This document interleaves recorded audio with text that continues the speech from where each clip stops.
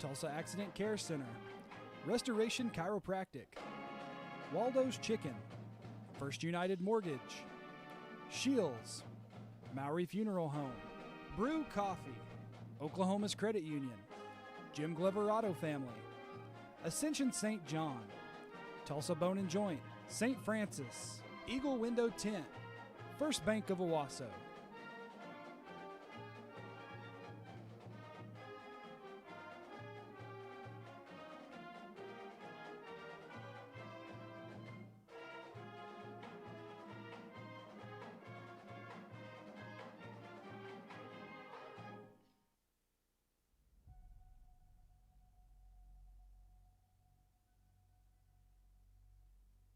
Six weeks down in the 2025 regular season, and the Owasso Rams are just hitting their stride. 4 straight victories, and many of the questions we had at the beginning of the year are beginning to be answered. Last week, the Rams were firing on all cylinders in a dominant 52-7 win over Westmore, in a night that saw the Owasso offense pile up nearly 700 yards of total offense, almost perfectly balanced between the run and the pass. 5 scoring plays of 30 yards or more, 7 drives that took less than 2 minutes, and an eye-popping 13 yards a snap. It was a clinic in offensive execution. On the other side of the ball, the defense delivered once again. Facing a quarterback who had thrown for 350 yards the week before, the Rams held him to just 150 through the air, forcing an interception and shutting down the run game completely. The front 7 applied constant pressure. The secondary stayed disciplined, and as Coach Bill Blankenship likes to say, defenses have to get it right every time. On Friday, they did just that. And let's not forget special teams. Juan Razzo, a perfect 7 for 7 on PATs, attacking on a late field goal to complete a near-flawless night across all 3 phases. Now, the focus turns to a surging Edmond Memorial squad, 5-1 overall and 2-1 in district play. Their only blemish, a heartbreaking 1-point overtime loss to Norman North a few weeks back. This is a team that has already made statements this year. A 35-0 shutout of 5A powered Del City, and they've proven they can both light up the scoreboard and lock it down defensively. In fact, if you take away that Norman North outlier, their defense is allowing just 7 points a game. It's a Thursday night kickoff under the lights during fall break, a little earlier in the week than usual, but that won't change the energy inside Owasso Stadium. 2 teams with postseason aspirations, one looking to stay perfect in district play, the other trying to prove they belong among the elite. It's the Owasso Rams and the Edmond Memorial Bulldogs, and it's coming your way next. We'll hear from head coach Bill Blankenship in just a few moments as part of our First United Mortgage pregame show, followed by the Pathway Church Pathway to Victory and the call of tonight's game with the voice of Owasso, Steve Mowry. More to come after this. You're listening to Ram Football on the Owasso Sports Network.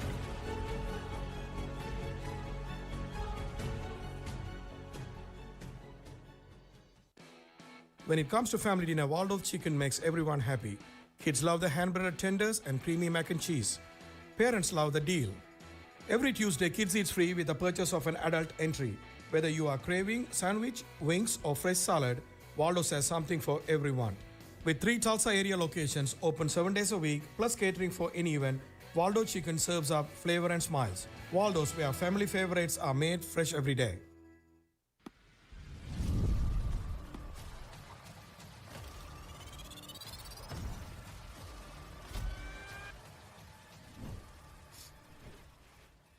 We're moving along in the First United Mortgage pregame show and welcoming in at this time the head coach of the Owasso Rams, Bill Blankenship, who is coming off a 52-7 drubbing of the Westmore Jaguars last Friday night. Coach, welcome in, and congratulations on what I thought was a pretty complete game victory on Friday. Jared, I agree with you. I was very, very pleased. And for us, it's a little deeper than just the victory. I thought our young men handled it really well. This was a team that we had, on paper was not going to be as challenging as what we've seen the last several weeks. They were 0-5. So you didn't have that juice that you would get from playing a real high level opponent. But in some ways, those were trap games. And so I thought our players performed really well after a great week of practice and 2.5 hour bus ride and a new stadium, a new environment, and the energy was really good. And I was very pleased with the execution. Yeah, you say the energy was really good. You're referring to your team, Yes, yeah. because the energy in the stadium was not probably what you're looking for on a Friday night. But you're exactly right. I mean, you look at guys like Taj Overton. There were so many guys that had extra energy on Friday Mhm. night, and I think that really helped carry that momentum from the sideline all the way, up and down the field. Well, they're just learning.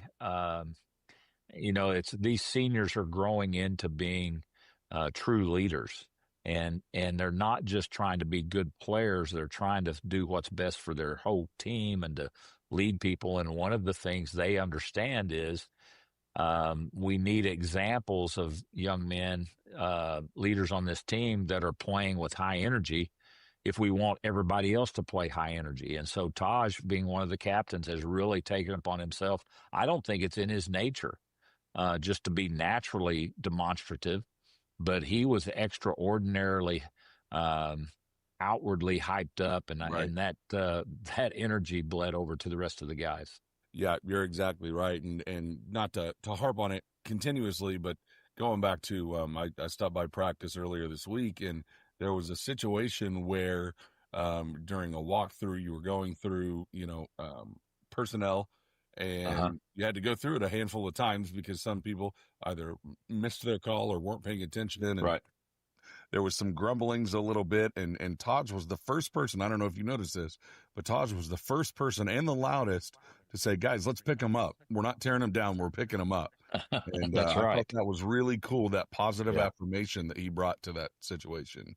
No, you're exactly right. I did hear that, and get a little smile inside because one of the things we're not always good at is the affirmation when things start going the other way. I mean, we can be, pretty grouchy and gripey and wearing them out. And guys want to be held accountable, but they also um, I like the way the leadership was coming across, Right. and Taj was the voice of that. That was really exciting. Yep. Very good. Well, back to Friday night, Coach. Nearly 700 yards from scrimmage, split basically down the middle between rushing and passing. I recorded 5 scoring plays of more than 30 yards, 7 scoring drives of 2 minutes or less, 13 yards a snap, which is unheard of for the most Right. part. Outside of a few self-imposed mistakes offensively, it was about as good a night as you could ask for. Yeah, I think we as coaches always find the coaching points, and we were loose with the ball a couple of times, and those turnovers can cost you in big games, and so we've got to have a better emphasis of taking care of it on offense. But generally speaking, the execution was outstanding. Defensively, we ran to the ball, we tackled well, we played really well. That's a fairly potent offense, and we kept them in check most of the night, gave up one big play. And so overall, special teams included, I thought it was really outstanding. Yeah, no doubt. And you brought up defense.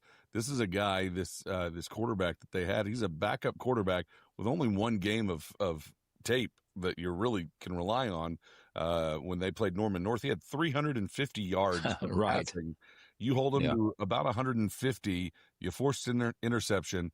Their rushing game was a non-factor in the game. Yeah. Obviously there are a lot of things within that, but your defensive line and blitz packages limiting the quarterback's time to throw. But like we brought up again at Trails End this week, you've said many times that defenses have to get it right every single time, as opposed to offenses who only need to get it right once to score points. It felt like the defense got it right 99% of the time on Friday. Absolutely. Yeah.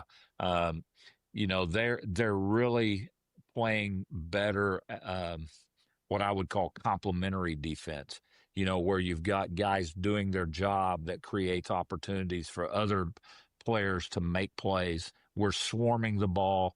We're being way more aggressive up front, generating a new line of scrimmage, getting penetration.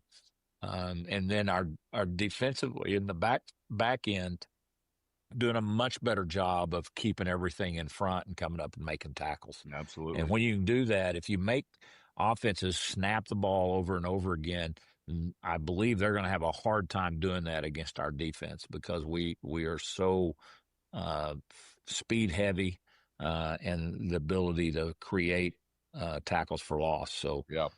that's encouraging.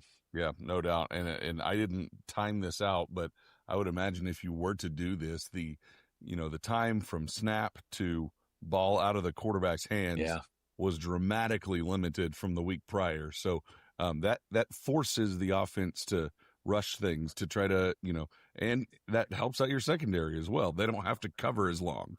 There's no question, Jared. That's part of the package that Coach Neal and his staff have put together is, when we're bringing pressure, we're trying to hang back and make them force. If they throw it, they have to throw it short and quick. And then if you can react and trigger quickly, then it's virtually, limited gains. And so even though they may get it out, they're going to have a hard time getting chunks of yardage. We had one play where they got us on a double move and one of our young defensive backs, allowed it to get behind him. But over and over again, even when they got somebody open out of the box, either with a pass or a run, we were able to run it down, track them down, get the ball, make them snap it again, and then forcing either the turnover on downs or a kick. Yeah. Coach, I've obviously got to shout out Juan Razzo. 7 of 7 on extra points. Yeah. And a really nice field goal late there in the second quarter, I believe. And again, just crushing the kickoffs as well. He's really coming along nicely. Juan had, I think, 8 kickoffs, and he didn't have as many touchbacks. I think he only had 3 touchbacks this week, which for him is a little bit of a down night. But at least all but 1 or 2 that didn't go in a touchback literally were landing on the 1-yard line with a huge hang time. And so we're able to get good coverage. We're getting the ball down. Juan has become a real weapon for us, and I'm very excited to just see his continued development, just kicking the football both in scoring situations and then also as a kickoff guy. Well, Coach, let's move on to tonight. Back home in the friendly confines of Owasso Stadium, this is a big matchup. This has tremendous district implications. You've got a surging Edmond Memorial Ball Club. They're 5-1, 2-1 in district play, and their only loss coming by 1 point in overtime in what you said was a crazy game to Norman North a few weeks ago. What do you know about this ball club? Well, this is a team that was really good a year ago. I think this is a fabulous, well-coached, highly disciplined football team that really doesn't make a lot of mistakes. They've learned how not to beat themselves. They are solid defensively. They're creative offensively. They give you enough looks to try to get matchups to just keep the ball in play and keep moving it.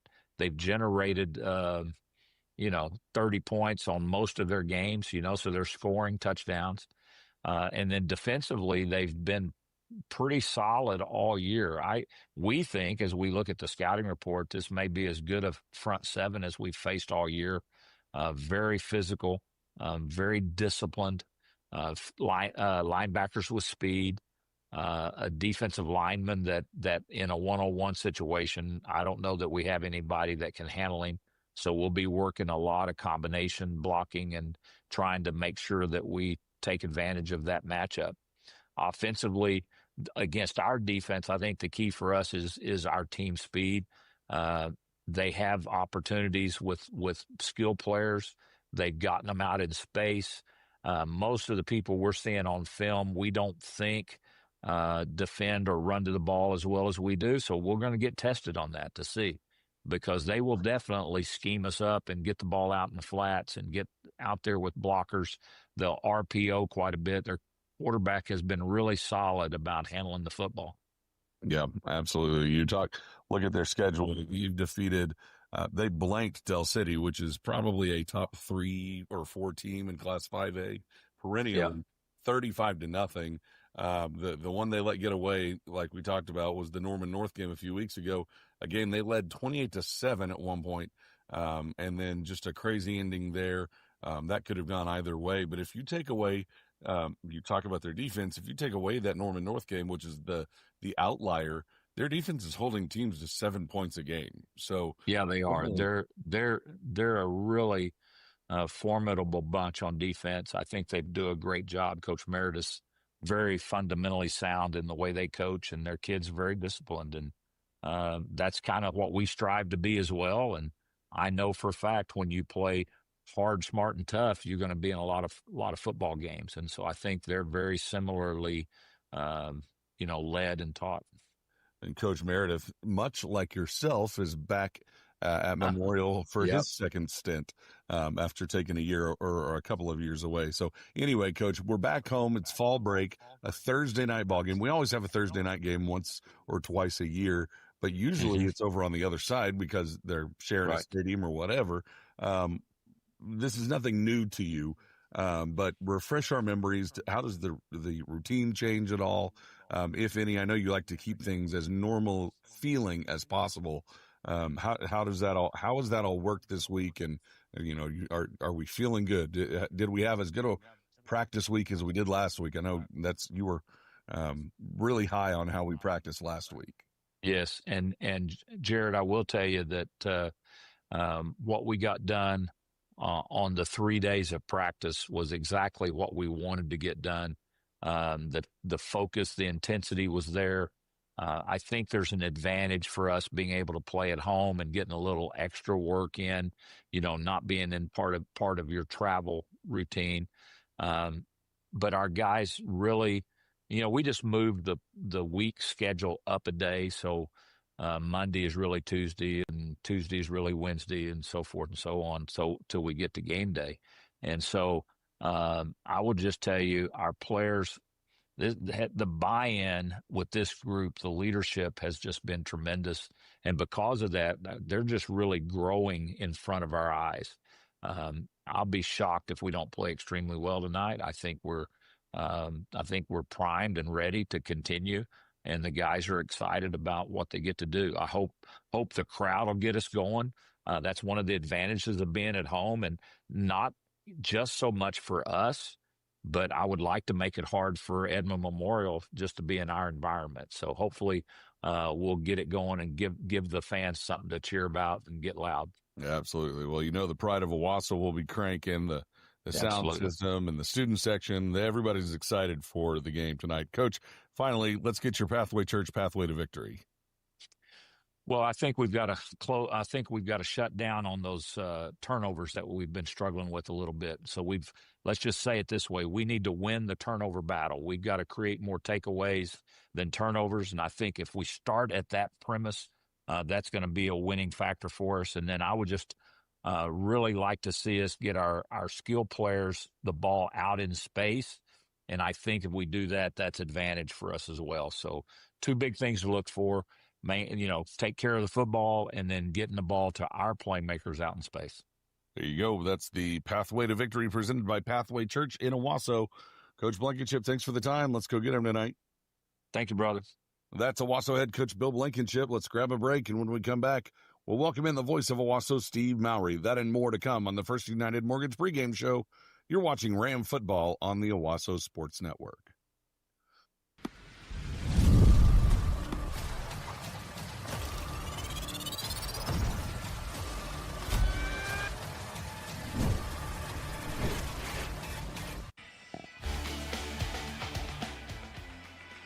Good evening, everyone, and welcome to Owasso Ram Football here tonight at the campus of Owasso High School at Owasso Stadium in a big district matchup between the number 3 ranked Owasso Rams and the number 7 ranked visiting Edmond Memorial Bulldogs. This with big district implications.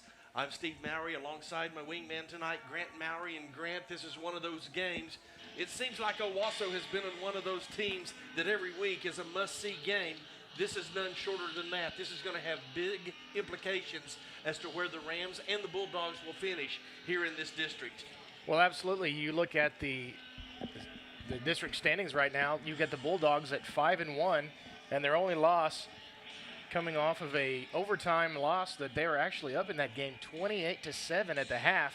So, that's a good football team we're looking at tonight with, you and I have kind of talked about it, Edmond Memorial and Norman North, two of the best teams on the west side. So them coming over here tonight with a lot to play for in the district standings. These teams have had some great matchups in the past. Last year coming in the same, but not so much, as Owasso was able to come out easily with a 46-14 victory. Really, they dominated that game from the beginning to the end of the game as well. And you and I have talked a little bit off the air. This may be that type of game. We saw what the Rams were able to do last week at Westmore. Of course, Westmore is at the bottom of the district this week, where they will take on Edmond, Santa Fe, a couple of the bottom-tier teams. But Owasso, that's one of those games that you have to come out and make sure that you do. You're really playing against yourself. Well, you look at a couple weeks ago, the Union game, you have a couple watch things that go on early, and at halftime, it's a tight ball game. And you really didn't know what to expect coming out of half. So you're right. These are those games where you really can't make those mental errors. As the presentation of the colors are being presented at this time, we'll take a timeout during the national anthem. This is Ram Football on your Owasso Sports Network.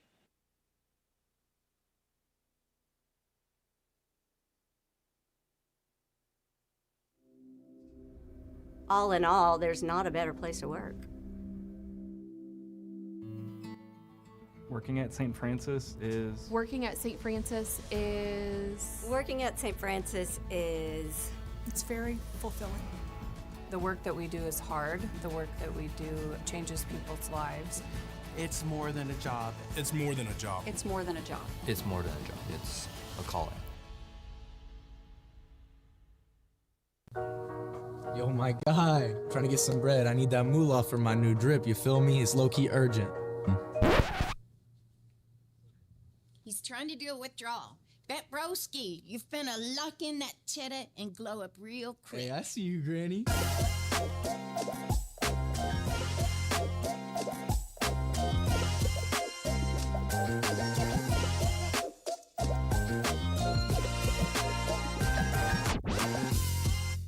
Hi, this is Ray Adcock with Christian Brothers Automotive in Owasso. This year marks 13 years since we opened the doors for business. You see, our family lives in Owasso, we own a business here, we attend church here, and all 4 of our kids have gone to school here. We live in this community too, and we fully expect that we'll see our customers again at the grocery store, at a local restaurant, or at a Friday night football game. We have a built-in accountability system to our customer base because we also do life in Owasso. So thank you for letting us serve your family by servicing your family car.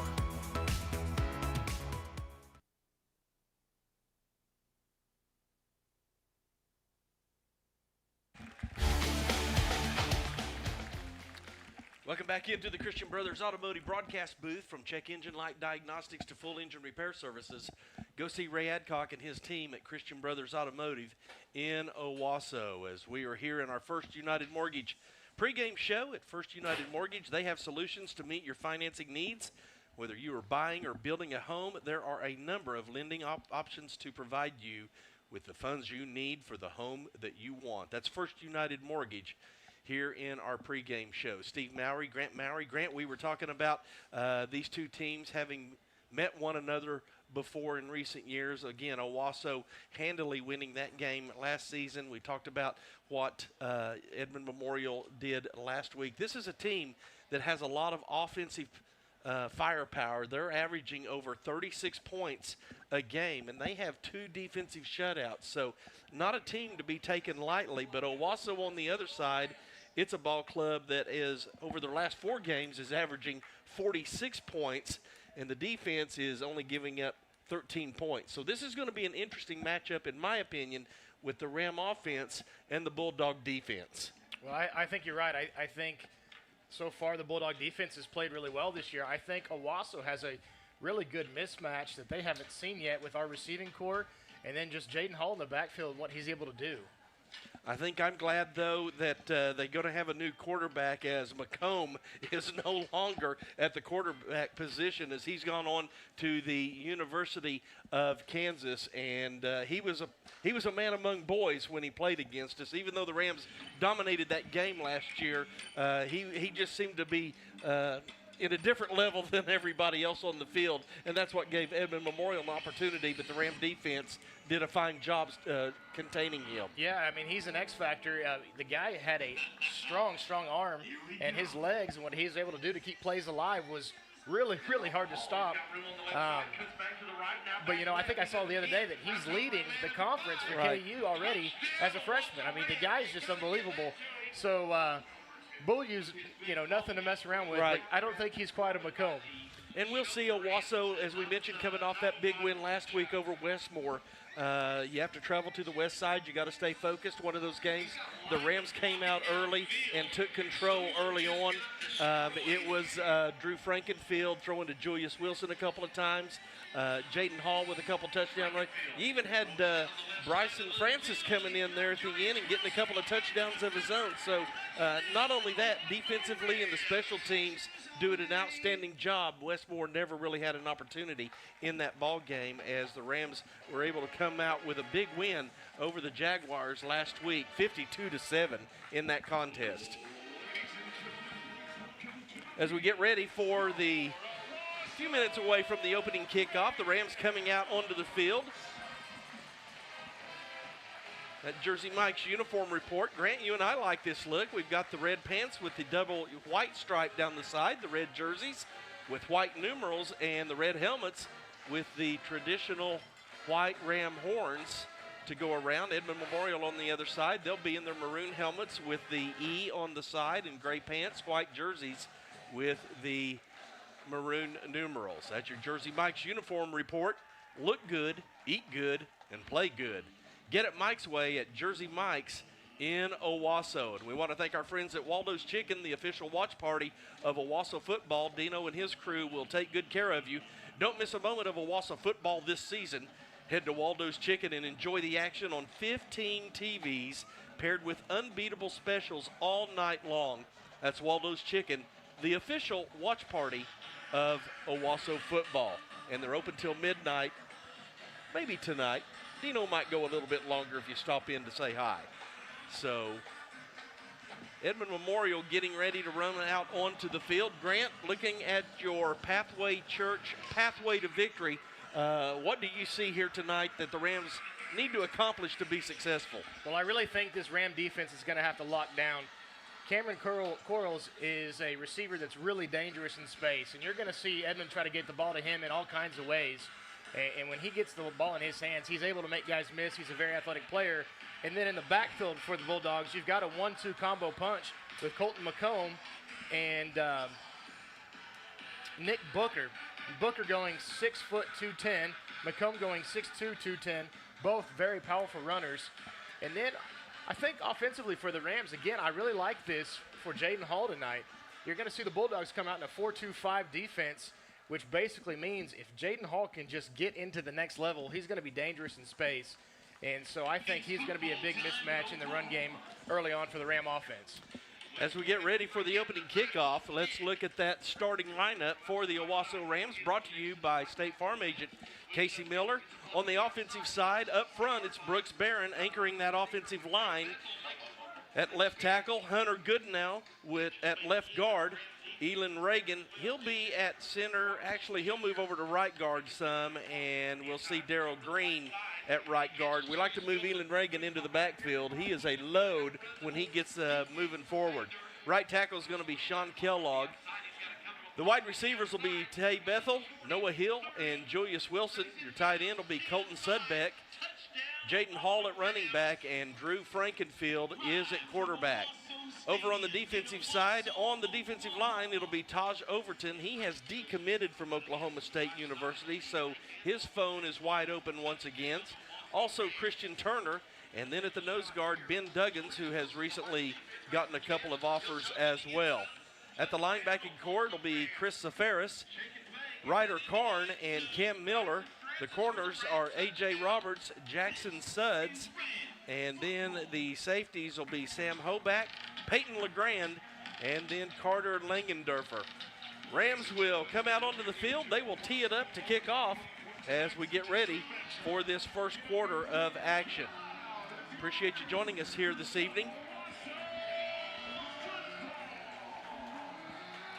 Teeing it up for the Rams. Juan Razzo, he's done a fantastic job.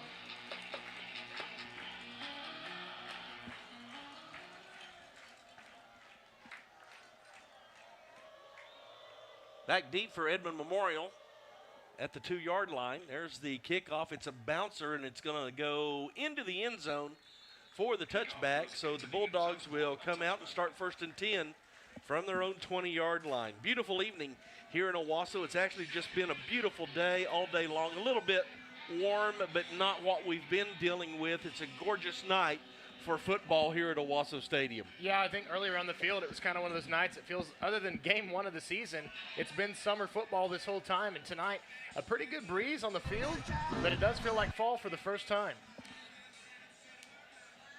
So Edmond Memorial will start out 1st and 10 at their own 20-yard line. Beaulieu at quarterback.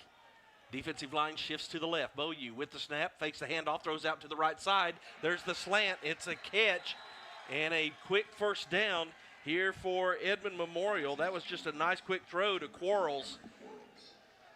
And he gets a gain of about 15 on the play, near the 35-yard line. So that'll move the chains. 1st and 10 on the first play of the game. 2 receivers left. Now Quarles goes in motion left to right. He reverses field. He takes the handoff, tries to cut back inside. Rams looking for contain. There was a hold on Zafaris. It's not called. And then Christian Turner comes out and makes the tackle as Quarles crosses the 40-yard line. So obviously Edmond Memorial looking to get Quarles the football any way they can. Yeah, they're just trying to get him going early. Like we said, he's a dangerous man.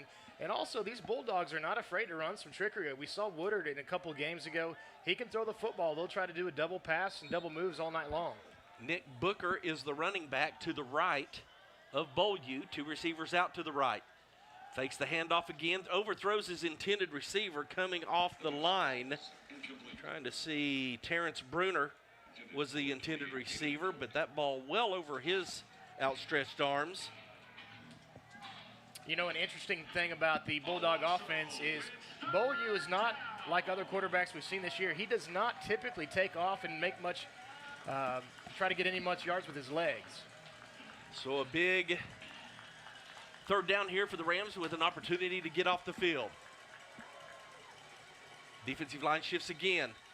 And I think we had some movement. Sam Hoback was running with the man in motion, and I think that caused some confusion for Edmond Memorial. That's going to be a procedure call against the Bulldogs, and that will back them up 5 yards. Brings the ball back to the Bulldog 36-yard line. 3rd and 9. First possession of the game.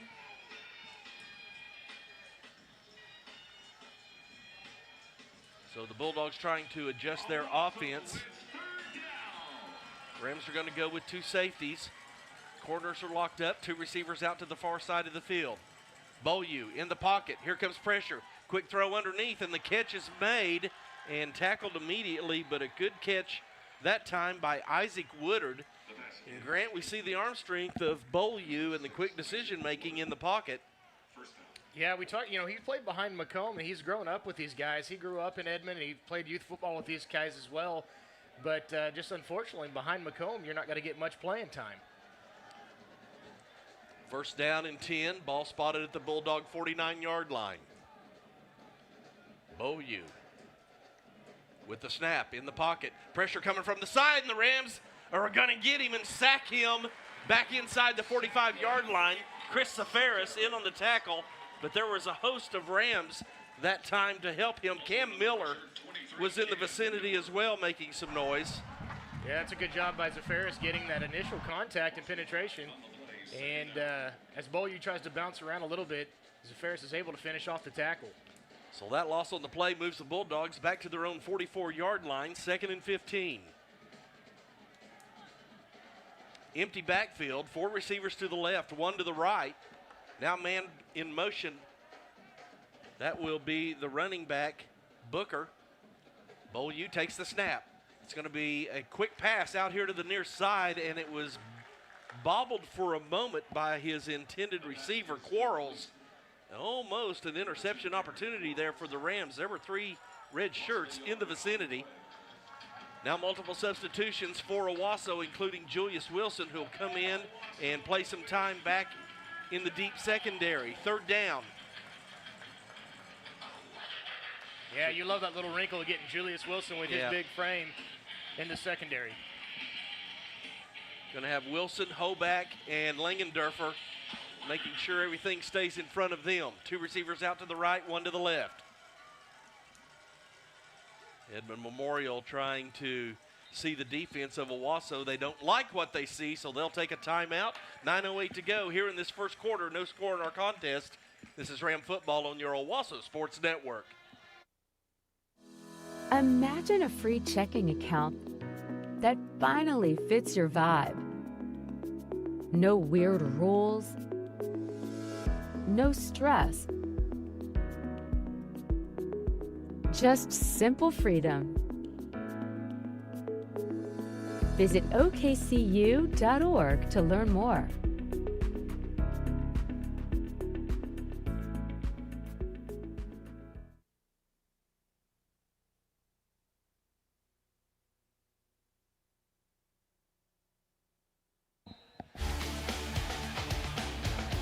Welcome back into the Christian Brothers Automotive Broadcast booth. Steve Mowry, Brent Mowry bringing you the action along with Rob Williams working the numbers for us. He hadn't had a whole lot to do so far. That's been pretty easy math for Rob, so appreciate him and our Owasso Sports Network crew as the Ram defense comes back out on the field. 3rd down and 16 for the Bulldogs. Big opportunity here for the Ram defense to get off the field. 3 receivers out to the right, 1 to the left. Got to find number 2, Quarles. Beaulieu back in the pocket, looking to his left, throw underneath. The catch is made well short of the 1st down and wrapped up immediately here on the near side. Jackson Suggs with the tackle on the catch. That was Isaac Woodard. And now 4th down. See what Edmond Memorial decides. I think if the distance was a little bit less, they might think about it more. But this is a 4th and 6. And so they will send the punt team out onto the field. Coach Justin Meredith. Back deep for the Rams. The ever dangerous Tay Bethel. He'll set up at the 11-yard line. Bo Bayouth is the punter. Takes the snap. Punt is up. It's a nice high punt. Probably not an opportunity here for a return. It bounces sideways instead of toward the goal line. So a bit of a break there for the Rams as they'll send their offense out and start 1st and 10 from their own 11-yard line. So we see that Edmond Memorial is going to hit the passing game rather hard. Yeah, it's kind of interesting. We talked about the size of those 2 running backs, but you're right. Beaulieu is just a good quarterback with a good arm. He's got really good poise so far, and seems like he's had a pretty good amount of time back there so far. Just a little bit of a penalty on that procedure call backs him up just kind of out of that range. So Drew Frankenfield will bring his offense out on the field, and behind him, it's nice to have Jaden Hall, the running back. 2 receivers to the right, 1 to the left. Sudbeck in motion along with Elon Reagan. They'll hand off to Hall. Looks to go to the left side, cuts back inside, gets about 4 on the play as he crosses the 15-yard line. Nice gain on the play here in this early going of the first quarter. No score. Noah Hill comes into the game. He'll line up in the slot on the left side with Julius Wilson. 2 receivers to each side. Quick throw out here to the near side. Catch made by Whiteman as he crosses the 20-yard line. It's going to be close to a Ram 1st down and a late flag. I'm not sure. Another flag. And I'm not sure what's going on here on the Ram sideline, Grant. There was extracurricular activity, if you will, and both flags were thrown well after the play was over. Referees will confirm and hopefully make a decision. Coach Bill Blankenship in his 8th season listening intently on the side. His son Josh Blankenship, the offensive coordinator. Personal foul, late hit out of bounds on Owasso. So they're going to say a late hit out of bounds on the Rams. Well, really interesting. When the flag was thrown, I was looking, and there was a Bulldog actually up against the near sideline against the bleachers. Yes. And I don't know how he got that far in there. With a personal foul. It looked like a little bit of mutual fighting, but again, those are the things we just talked about you can't do in these situations. So that'll back the Rams back up to the 11-yard line, first down. And now a flag before the play. We're going to have offside against Edmond Memorial. So the Bulldogs had set themselves up from a defensive perspective and give up a free 5 yards.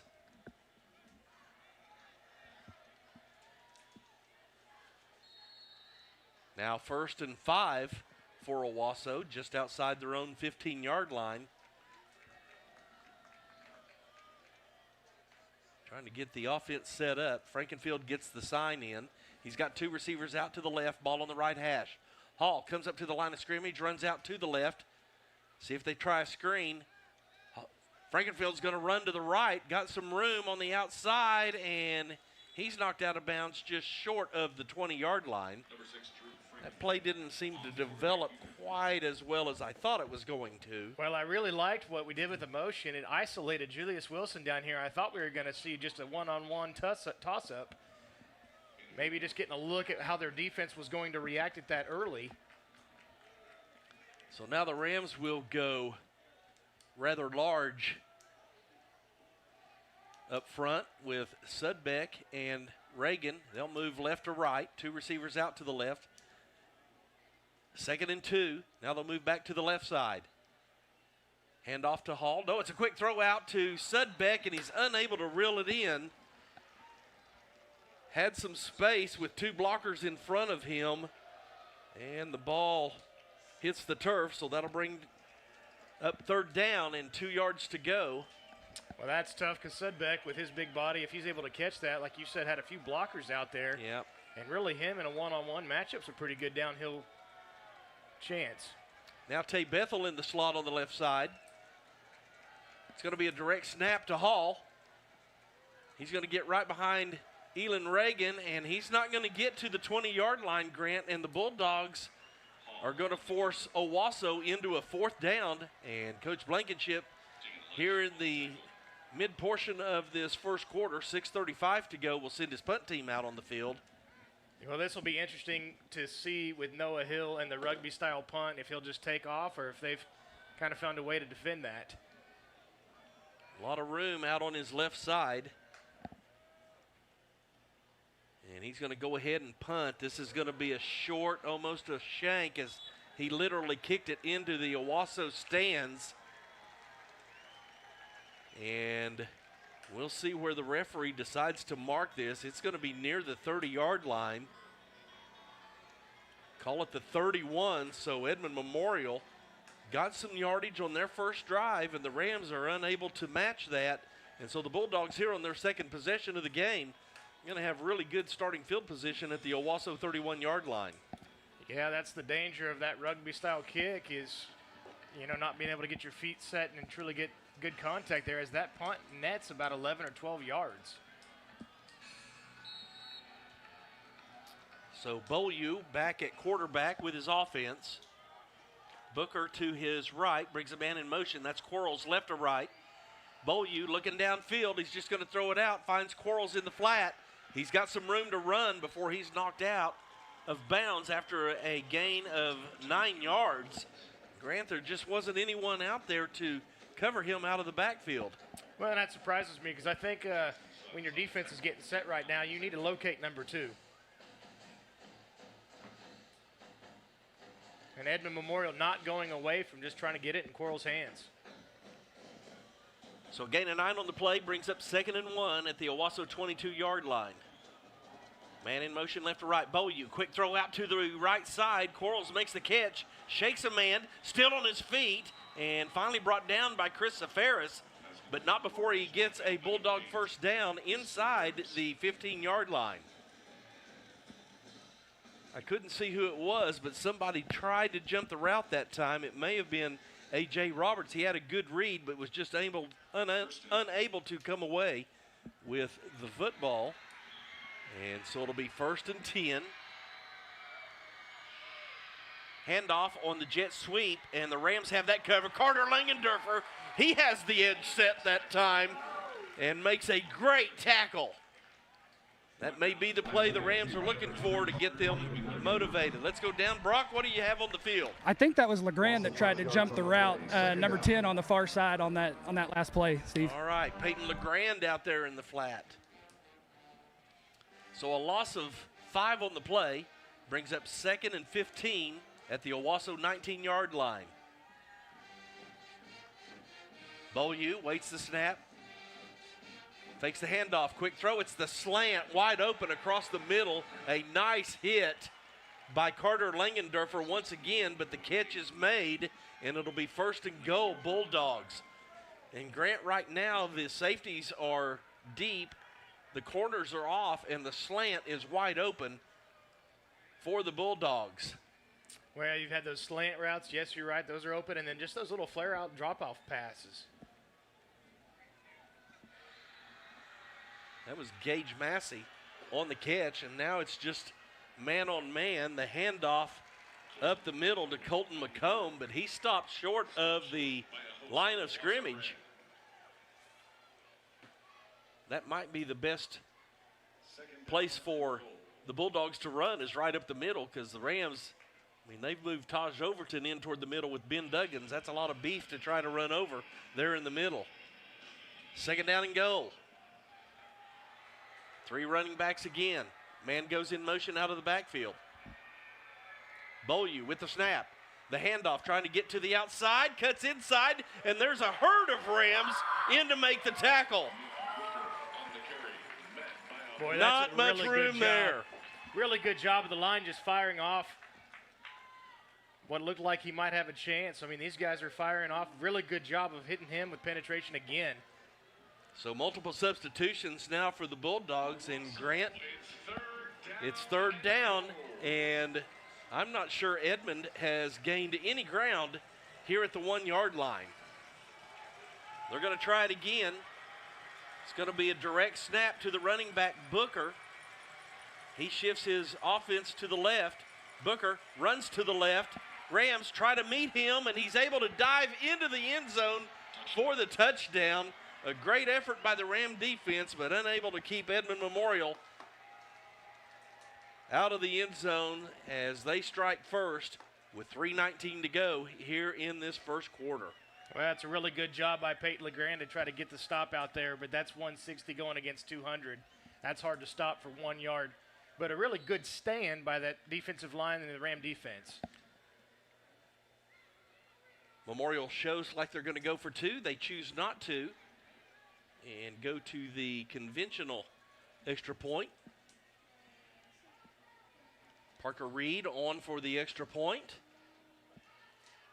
The hold is down and the kick is up, and it is through the uprights. 3:19 to go here in the first quarter. Edmond Memorial strikes first as they lead Owasso 7-0. This is Ram Football on your Owasso Sports Network. Looking for some iced caffeine, left you in the cold. No one knows why brown water costs as much as liquid gold. Told him your name was Brian, why does this cup say Nicole? But then you found paradise in your cup at the Quick Trip. No regrets to start your day. Welcome back to the Christian Brothers Automotive Broadcast booth, where Edmond Memorial has struck first here in this first quarter. A 7-play drive that covered 31 yards in 2:55. And Grant, really, that drive was set up by the yardage gained by Edmond Memorial on their first possession, and then the shanked punt by Noah Hill, as the defense did all they could to try to stop Memorial, unable to do so. And now Tay Bethel is back deep as we see the high onside kick. Fair caught by Julius Wilson. Thought he may have had some room, but he takes the safe route, and the Rams will have good starting field position as they'll spot the ball at the Owasso 27-yard line, 1st and 10. Want to thank our first quarter sponsors, First Church of Owasso, where we love Jesus and we love like Jesus. Visit First Church with 3 worship times on Sundays or online at First Church in Owasso. So Drew Frankenfield and his offense try to get something going here this time. Hand off to Jaden Hall. He's got some room on the left side as just a nice off-tackle run by Hall, and that'll be enough for a First Bank of Owasso, 1st and 10. Yeah, I'd really like to see Owasso start leaning on this defensive line for the Bulldogs. We haven't seen much of Jaden Hall yet, and I really think that's an area he can expose with all these down linemen. Especially with Reagan in the backfield. Another handoff to Hall right up the middle, and he'll get nearly 5 yards on the play. That'll bring up 2nd and 6. We'll call it a gain of 4. McComb in on the tackle for the Bulldogs.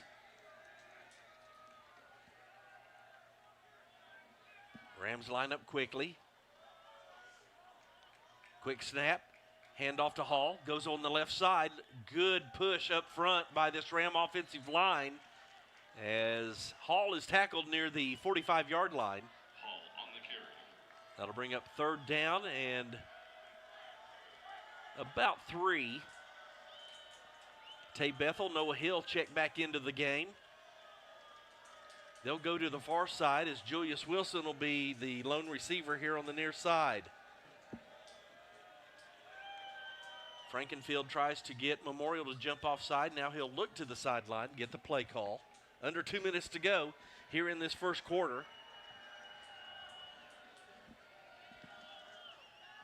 Frankenfield in the pocket, plenty of time, good protection, escapes a tackler looking downfield, has a receiver but can't get the ball to him.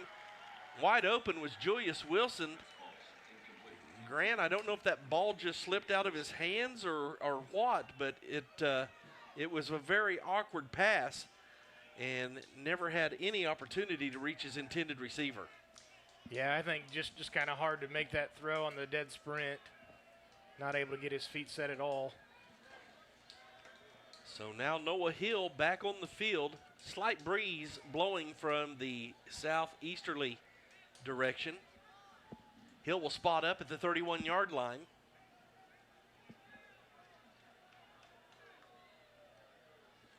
See if he tries to run here to the near side. Takes the snap. It's high. He's going to run right, and he does. And really just another short shank kick. That's very uncharacteristic here in the early going. So an opportunity to, I'm not going to say pinned Edmond Memorial deep, but another 20 yards on that would have helped Owasso. As it is, Edmond Memorial is going to come back out and start 1st and 10 at their own 39-yard line. Yeah, into that strong breeze you mentioned out of the south. I mean, kind of that midfield 4-down territory. Haven't had that real punting spiral on the football, though. It's been more of an end-over-end type kick. So we'll see if the Ram defense can force a turnover, get a stop, and get their offense back out on the field. Beaulieu. Quarles in single coverage. He'll step up to the line of scrimmage out on the far side. Now, some confusion on the offense, but plenty of time. Fake the handoff. Beaulieu's going to throw a pass way outside. I don't know who the intended receiver was that time. There is a flag on the play.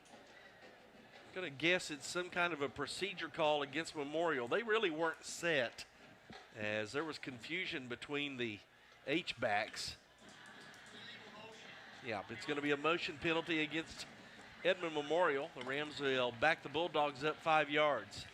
Well, I'm not a real big fan of man-on-man coverage over there on Corals with no help over the top. I'm glad he threw that out of bounds because that's a dangerous guy on one-on-one. Cole Campbell in the game. He's in coverage on the far side. 2 receivers on the far side. Handoff here on the near side. The Rams just blow that up. Coming up quickly is Sam Hoback. A.J. Roberts.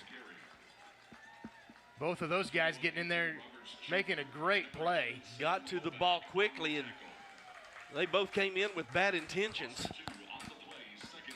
So a loss of 2 on the play brings up 2nd and 17 as we approach 1 minute to go here in this first quarter.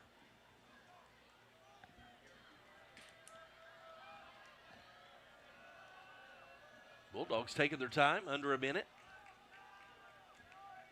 2 receivers out to the right. Lone back behind Beaulieu. He loses the ball for a moment. Now he's going to sprint out to the right and loft one downfield, and a great catch by Quarles. I mean, Grant, he just went up and snagged the football at its highest point. You got to tip your hat to that play. Yeah, I mean, he's just a really tight coverage, but he's just a good wide receiver, and he came to play tonight. I mean, he's showing up. He has some Tay Bethel looks to him. And just a playmaker. So that'll bring up 3rd down. Bulldogs 3rd and 5. 2 running backs, 1 to each side of Beaulieu. Now a man, they both go in motion out to the left. So you've got 4 receivers in a stacked formation here on the near side. Beaulieu, quick throw over to the far side, and the catch is made. It's Isaac Woodard. So what we call a lot of eye candy was here on the near side, and it was just man-on-man coverage on the far side. And again, Edmond Memorial are just making some plays on offense right now. Yeah, just a really good comeback route and letting Beaulieu just put his foot in the ground and throw it. 1st and 10 from the Rams' 49-yard line. Ram defense looking for a stop. Clock is stopped at 37 seconds. Handoff to Booker, runs up the middle, but there's Christian Turner. Handoff up the middle. Peyton LeGrand in on the action once again. Tough sledding up the middle against this Ram defense. That'll bring up 2nd and 8 after a gain of 2. I think Peyton LeGrand has been on or around every tackle on defense so far. All right, Brock, keep an eye on him down there. 5 seconds, 1 final play. Beaulieu looking downfield. It's a crossing pattern downfield, and the receivers get twisted up. Well, I think Carter Langendorfer was tied up with Isaac Woodward.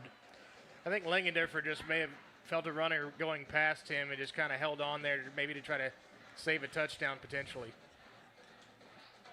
We'll see what the play call is. If that's against the defense, I think.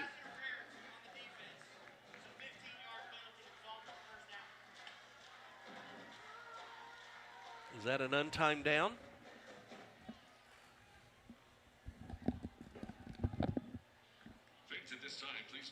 Apparently not. So we have finished the first quarter of play.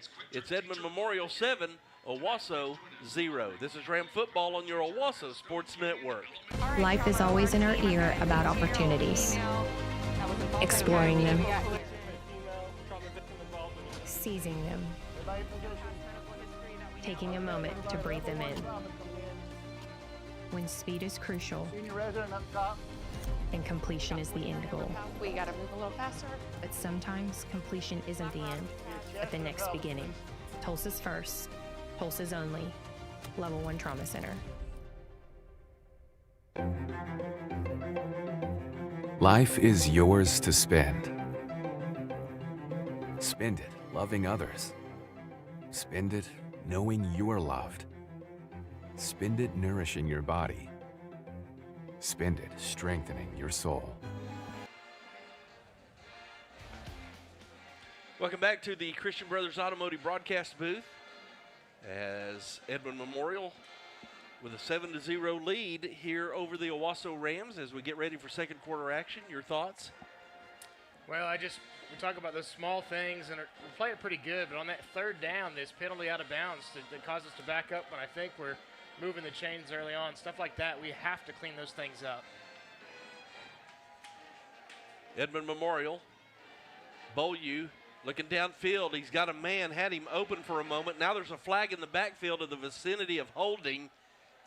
Beaulieu missed his man early on as it looked like he had gotten behind, the receiver had gotten behind the defense, and that's going to be a hold against Edmond Memorial, so bring it all back. Looking at those first quarter numbers, Owasso 6 rushes for 26 yards. Edmond Memorial 8 rushes for -2 yards. Owasso only 1 of 3 in the passing game for 6 yards. Edmond Memorial Beaulieu is 9 of 10 for 91 yards.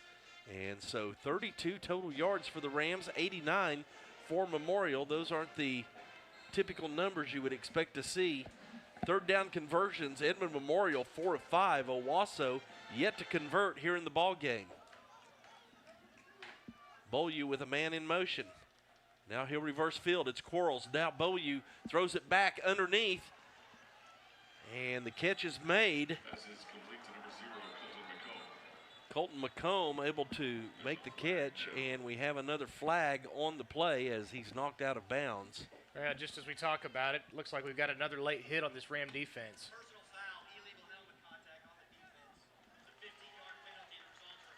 Wow. Illegal helmet contact, and it's not automatic, but it's enough for a first down. I don't know if we've seen, it wasn't a late hit, but helmet to helmet. Don't see much of that on. So they're not going to have enough for a first down. It'll be second and nearly 2 yards. They'll spot the ball down at the Owasso 22-yard line. Beaulieu in the pocket once again, looking downfield. He's going to take off running, and he's going to be caught from behind on a great tackle. That's a really good job by Chris. Looks like Chris Ferris is out on a spy right there, on a quarterback spy, shoots through the B gap, able to bring him down, Beaulieu down pretty easily. Was unable to convert the first down, so it'll be a big third down here, and it might be 4-down territory with the way Memorial has been moving their offense.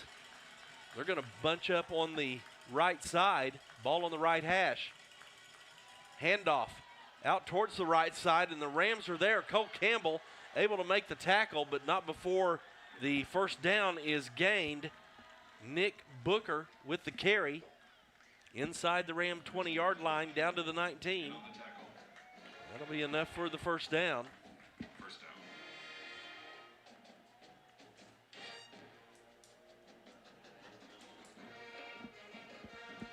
Seven to nothing our score. Rams looking for an answer here in this early going. Beaulieu with two receivers to the right. Back in the pocket, looks to his right. Throws one underneath over the middle. Wide open is the tight end and to the end zone, and a touchdown score.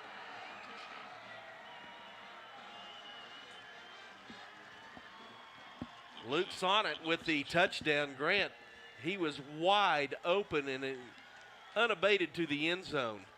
Well, that's credit to the Bulldogs offensive line to give Beaulieu enough time to let that develop, as the receivers just run everybody off in the secondary, and he's wide open underneath and just running downhill towards the pylon. Now the extra point attempt. Parker Reed will line this up.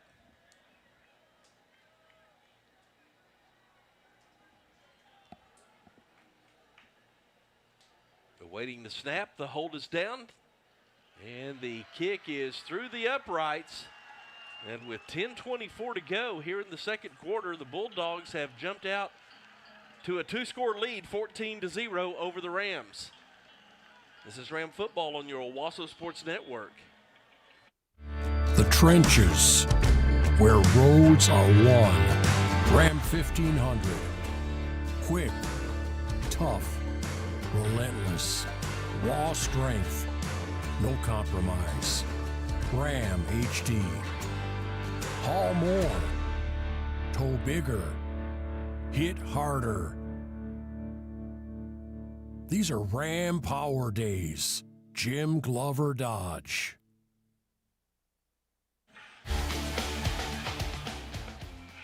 Welcome back in here to the Christian Brothers Automotive broadcast booth, where Edmond Memorial has increased their lead with a 7-play, 61-yard drive, and it culminated in a 19-yard touchdown pass from Beaulieu to his tight end. And Edmond Memorial leads Owasso 14-0. High onside again. This time is caught trying to move upfield. Got some room.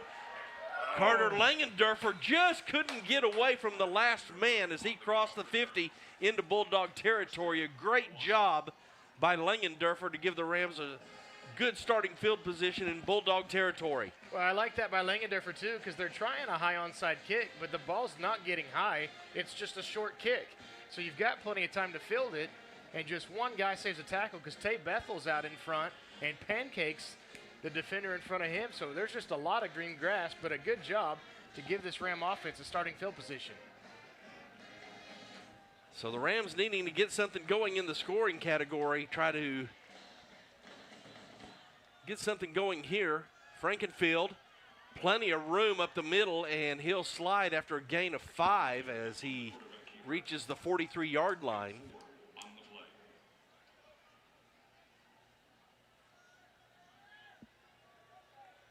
Now substitutions by Owasso. 2 receivers out to the right. That's Bethel and Hill. I don't think we've seen a pass in Bethel's area as of yet. Julius Wilson here on the near side. They fake the jet sweep and hand it off to Hall up the middle. He's got some room inside the 40 down to the 39-yard line. So that'll bring up 3rd and 2 as they bring the ball back to the 40-yard line. You know, one of the keys to this Owasso offense all year has been just truly wearing down a defensive line in front of him, continuing with the run game. But we've just seen a lot more passes than usual, so I think this defensive line is a lot fresher than we usually see someone at this point. Sugar huddle, the Rams come out quick, and then they toss it out to Hall on the right side as he breaks up to the 30, the 25, and out of bounds near the 20-yard line. Nice play that time, and Hall shows his speed as he's able to break the edge. And it'll be a first bank of Owasso, 1st and 10. Really good call by the Sugar Huddle and just coming out quick, just not giving this defense enough chance to find their man. Stops the clock at 9:08. Frankenfield, good protection in the pocket, throws underneath, finds Julius Wilson, and he's going to be brought down at the 18-yard line. Tackled there by linebacker / running back Colton McComb.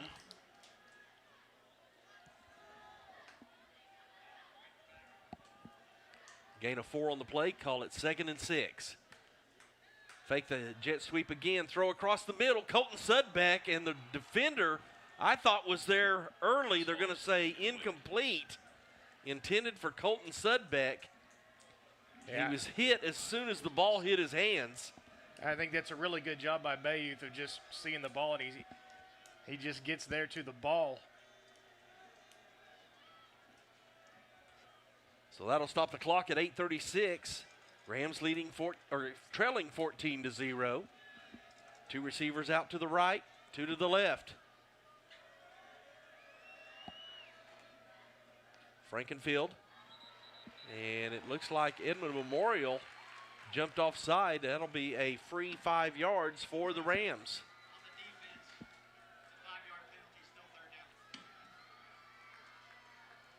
Still 3rd down, but that'll make it 3rd and a long 1 yard.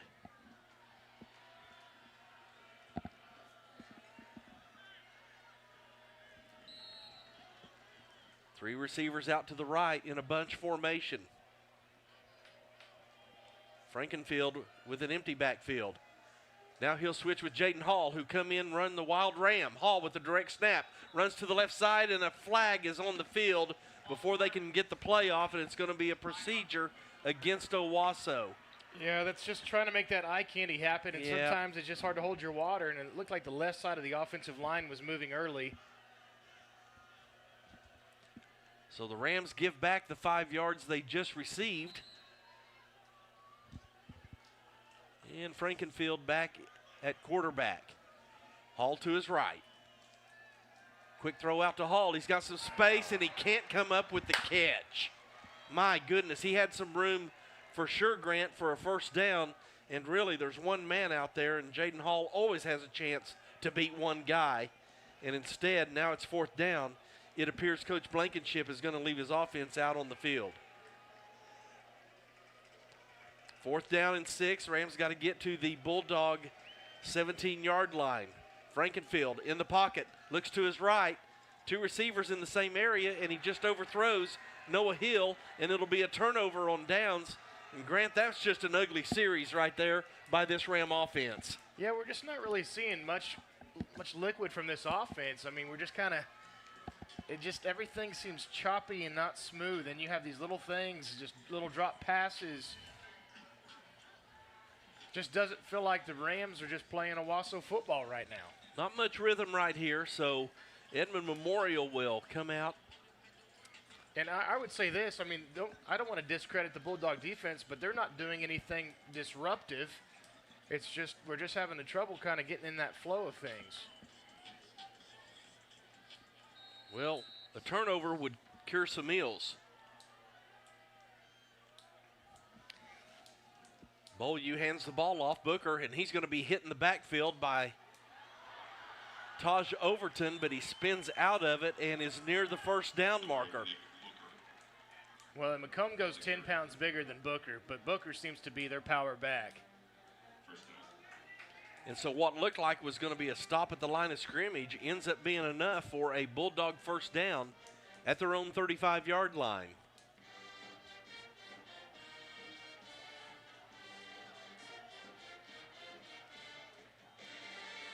Beaulieu with the snap, fakes a handoff, quick throw out here to Quarles on the near side, and the Rams are there. And coming up to make the tackle, A.J. Roberts Jr. along with Sam Hoback. Yeah, those two guys are doing a really good job of flying upfield. Gain of 2 on the play brings up 2nd and 8. Ball spotted at the Bulldog 37-yard line. 2 receivers out to the far left. You want to find Quarles. Fake handoff, throw out to the right side, and we're going to have a procedure call against Memorial. Early movement on the offensive line. That'll back the Bulldogs up 5 yards, brings up 2nd and 13.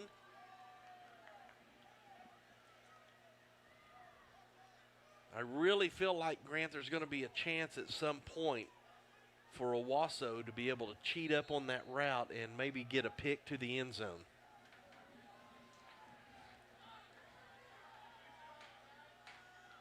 Clock at 7:30. Beaulieu sends a man out to his right, 2 receivers out to the right, and again another flag on the play and another procedure call.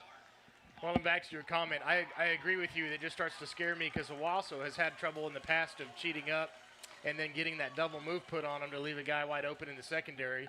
But hopefully we've seen that enough on film not to fall for that.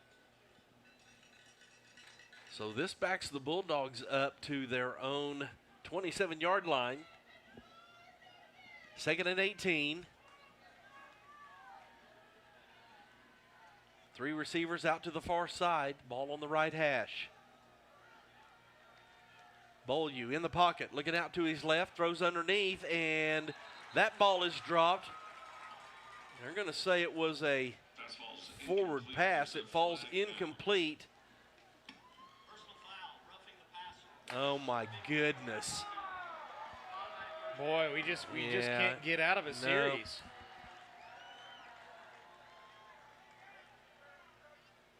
Roughing the passer against Owasso. Well, and I really just thought that was a great defensive stand and doing a good job of finally getting off the field and giving this Ram offense a good field position with this south wind. And now it's a 1st and 10 Bulldogs at their 42-yard line. Ram defense has got to make a stand.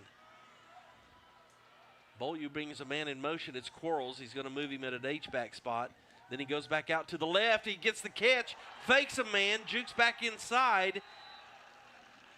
That was Peyton LeGrand who had an opportunity. But again, we talked about how Quarles is kind of Edmond Memorial's answer to Tay Bethel. Yeah, and that just is a great example to show you his athletic ability, because LeGrand does a really good job of getting downfield. Yeah. Quarles really doesn't have much time to get out of the way of that, but somehow does. So what looked like it was going to be no gain ends up being a gain of 4. We're going to need a play to be made here. Beaulieu with a man in motion behind him. Beaulieu in the pocket, throws over the middle and finds a nice pass right in the seam. It's Gage Massey on the reception. I mean, Grant, he's spreading the ball around to all of his receivers. He's not really locked in on anybody. You think you have to cover Quarles, but he's gone to four different receivers. Well, and that's a great pass because Massey's covered by 3 people. He just happens to hit him in the window where he's right in the middle of all 3. 1st and 10 at the Owasso 40-yard line. Empty backfield. Quick throw over the middle. The ball's tipped up. Cole Campbell can't make the play as the intended receiver was Luke Sonnet. Intended for number 20, Luke Sonnet. 2nd down and 10. So the incomplete pass brings up 2nd down and 10.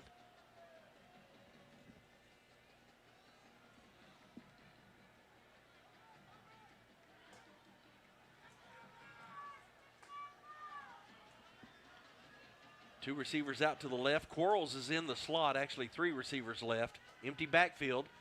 Rams shifting up front. Quick throw out to the right side underneath and almost intercepted. Cole Campbell couldn't quite get his hands underneath as the pass falls incomplete. Stops the clock at 5:27 to go here in this 2nd quarter. Again, brought to you by First Church, where we love Jesus and love like Jesus. Visit First Church with 3 worship times on Sundays or online at firstchurchok.com. Looking for a big play from this Ram defense. Quick throw out to the left side underneath to Booker, and he's able to get about 8 on the play. You got to think this is probably 4-down territory. Let's see what Coach Meredith decides to do here. Call it 4th and 5. They'll spot the ball at the Owasso just inside the 35-yard line. Big opportunity here, Grant, and with all the momentum that Edmond Memorial has had on offense, this defense needs a stop. Beaulieu, quick snap, throw over the middle, and it's knocked away, almost picked off by Peyton LeGrand. Boy, Peyton LeGrand had a great chance right there at it, but either way, the Rams with the 4th down stop, you're finally seeing some life on the sideline and try to get these Rams going.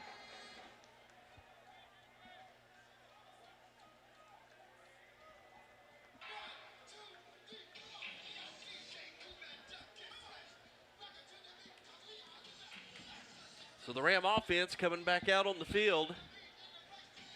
Grant, I'm not saying you have to, but it would really be nice if the Rams could get a score on the board. This offense has just seemed to sputter along here in this first half. Frankenfield, quick throw out to the right side. Julius Wilson spins off a defender and then out of bounds. That'll be enough for a first make of Owasso, 1st and 10. Well, and I think Julius Wilson has really stepped up as a playmaker for the Owasso offense compared to last year. And he's a big, strong receiver, and that first guy is not usually going to take him down. So a good look by the Ram offense. 1st and 10 at the Owasso 45-yard line. Handoff to Hall, breaks to the outside, cuts inside, bounces off a defender, still pushing forward, and that's going to be a 1st down Owasso. Strong run by Jaden Hall inside the Bulldog 45-yard line. Well, and like you said, just kind of making some plays. You're starting to feel a little bit of life back in the sideline in this team. 2 receivers to each side. Hall, the running back, to the left of Frankenfield. Frankenfield quick to the outside. Julius Wilson tries to stiff arm the receiver, and then he's hit late, and the Rams finally get a late hit call against Edmond Memorial, and that'll be a bonus 15 yards. Yeah, another good catch. Julius has got to watch it a little bit, getting a little bit cocky on the sideline. Can't turn and talk to somebody, but that's a good job of converting this into a first down. Well, this crew's been very generous with flags here this evening, so you expected one on that call. This will be the deepest penetration of the night for the Rams, as it will be 1st and 10 at the Bulldog 22-yard line.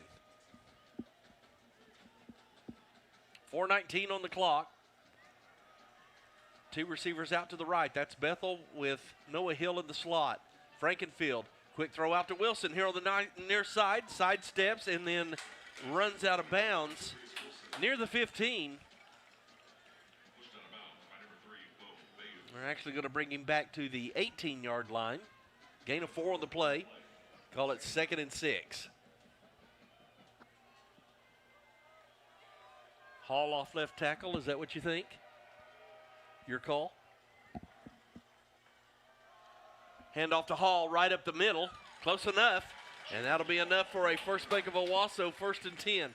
I like your idea earlier, though, Grant. I think we, had a little bit there where we're trying to get too cute and just get behind this big offensive line, start wearing down the defense up front of Edmond Memorial. Well, you said it before the game. Having Elon back there just doing the kind of some downhill blocking is a big key.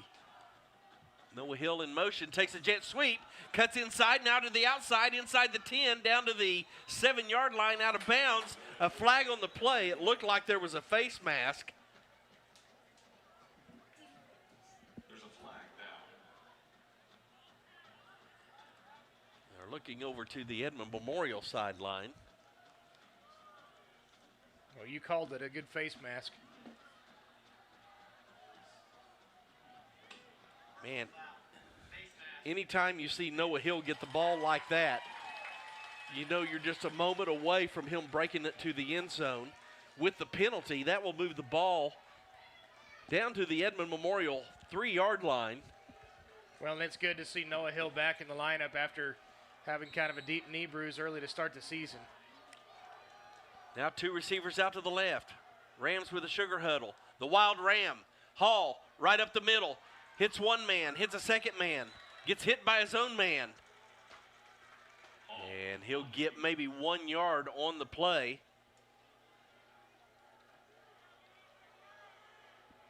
Call it.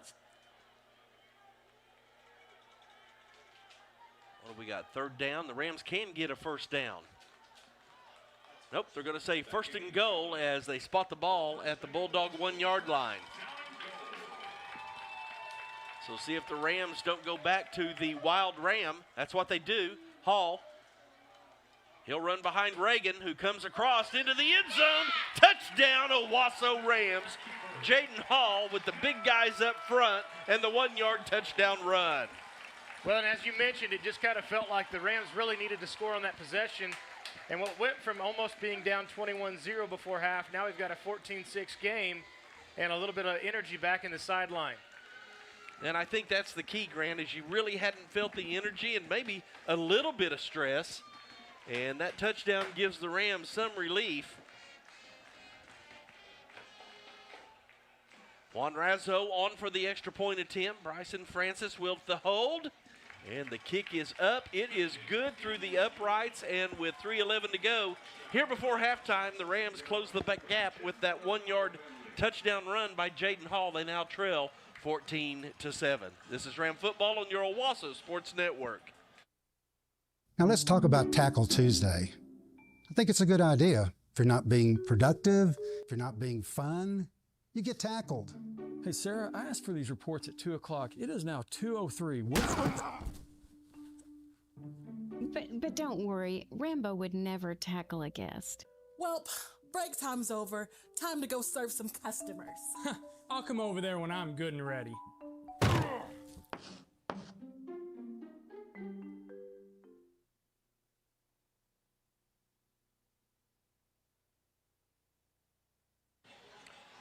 Welcome back to Owasso, where the Rams able to finish an 8-play, 65-yard drive. That was after a 4th down stop. Took 1 minute and 35 seconds off the clock. More importantly, They score in this ball game.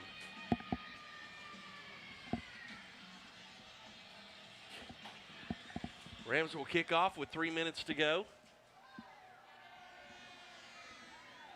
Ball is caught at the 2-yard line, out to the 5, now to the 10. And then the tackle, a nice stick on the play. What a defensive play, no That's way. Langendorfer on the tackle. It looked like he was just sitting there waiting for him. Well, a great return. Looked like he had a window there, and Langendorfer steps in and just makes an absolute brick wall stop. Yeah, you may have picked the wrong man to run through on that play. So it'll be 1st and 10 1st and 10 Bulldogs at their own 25-yard line. 3:04 on the clock. Beaulieu. And right there, as soon as the handoff is made, Christian Turner, I don't know if he was even touched, Grant. He was there almost before the running back was. Yeah, just a slow read option for the Bulldog offense. And Christian Turner is right there. A couple other Rams were back there as well. Like we've talked about tonight, that run game has just really been non-existent for the Bulldogs. I mean, as soon as the running back touched the football, Turner was there to put him in the ground. Loss of 3 on the play brings up 2nd and 13.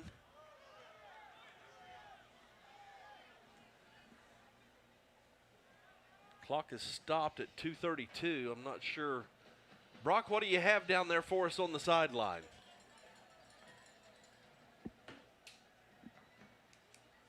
We don't know yet. We'll have to go back to him here later on. Substitutions in for the Rams. Beaulieu with Quarles in motion, fakes the handoff. Now he's going to go across the middle and almost intercepted. He overthrew his intended receiver, and A.J. Roberts Jr. with a great opportunity just couldn't reel the football in. Well, and it was just telegraphed up here that it was overthrown. A.J. Roberts makes a leaping attempt, but again, it goes through his hands, hits both his hands.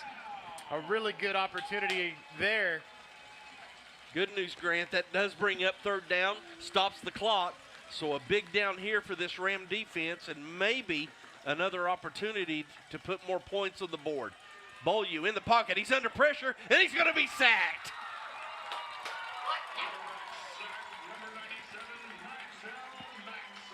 Mizell Maxson gets the sack.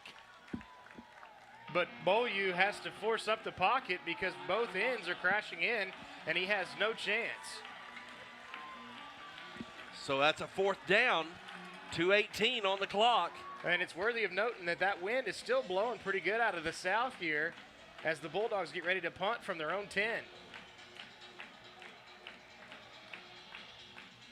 Maxson just a junior, and this Ram defensive line is very deep, and we're going to have a timeout on the field with 2:18 to go here before halftime. It's Edmond Memorial 14, Owasso 7. On today's edition of Owasso Rams Trivia, the category is food. Now, for our first question, what are the 4 food groups? Milk, meat, fruit, and bread. That's correct. Wait, everyone in Owasso knows that Charlie's Chicken Chunks are so good. They might as well be their own food group. Judges, are the chicken chunks at Charlie's that good? That settles it. Go see for yourself at Charlie's Chicken on 76th Street, just east of Highway 169. Welcome back into the Christian Brothers Automotive broadcast booth. Rams force a 4th down in a punting situation here for the Bulldogs. Noah Hill will go back deep to receive the punt just inside the Owasso 45-yard line.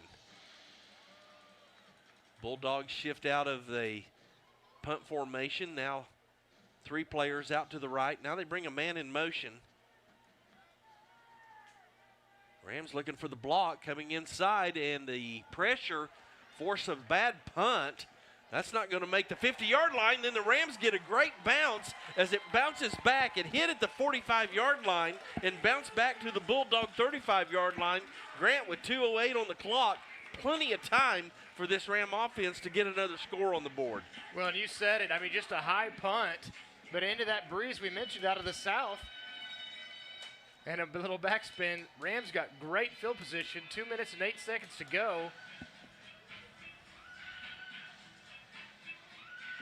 What a switch in momentum, though, because really, you can feel it. Memorial has, for the most part, been in control of this first half, and Owasso with an opportunity here to tie the ball game before going into the locker room. Hand off to Hall over on the right side, cuts back to his left, and he's going to be wrapped up near the line of scrimmage. Maybe a gain of 1 on the play.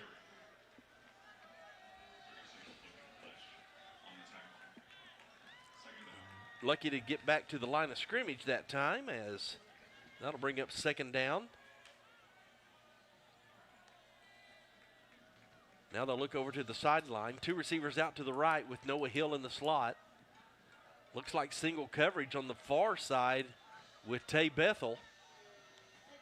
Hill goes to the middle. Frankenfield throws out to Bethel on that right side as he runs a 5-yard in and makes the catch. That'll bring up 3rd down and 5. You got to think this is 4-down territory. Yeah, I would definitely agree with you. So now Julius Wilson will go to the far right side. Bethel here on the near side. Hand off to Hall. He's going to run off that right side and be tackled short of the line to gain. Inside the 40-yard line, you got to think that play call there let you know that it is 4-down territory. Yeah, it looks like it's about 3 yards to move the chains here. And we're going to have a timeout on the field by the Rams. We'll take a timeout as well. It's Edmond Memorial 14, Owasso 7. Hey Rams! Shields has your game day essentials for football, volleyball, cross country, soccer, and more. Plus all the fresh fits you need right in one place. From Nike to Hoka to Adidas, find all the iconic brands you love so you can feel and perform at your best. Our experts are here to help you get suited up with the gear and styles that are just right for you. Everything you need at Tulsa Shields, located at the Woodland Hills Mall.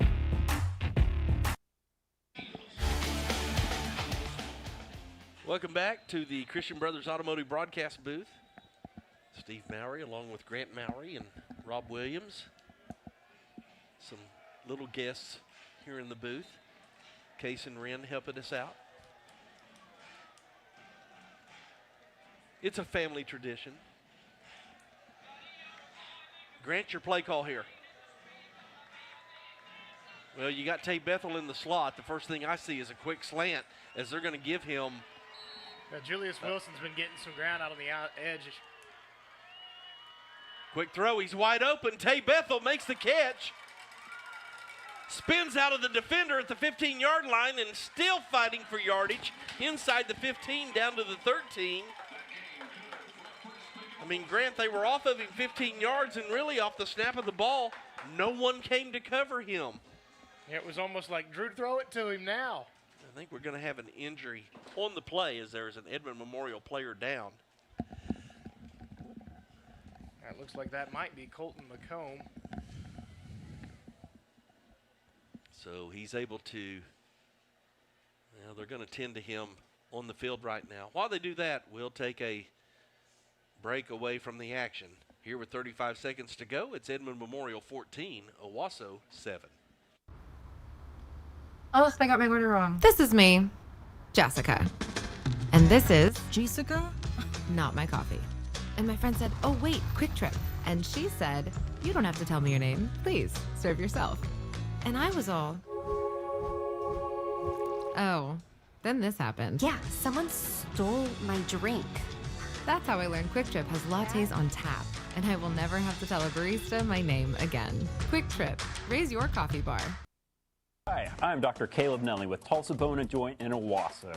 And I'm Dr. Ian Goodman with Tulsa Bone & Joint in Owasso, and we are your team physicians for the Owasso Rams. Hi, I'm Katie Strathey. And I'm Zach McGinty. I'm Kate Hayes. I'm Destry Millsap. And we are the athletic trainers for the Owasso Rams. Here's some of the services that we provide in the Tulsa Bone & Joint Athletic Training Facility.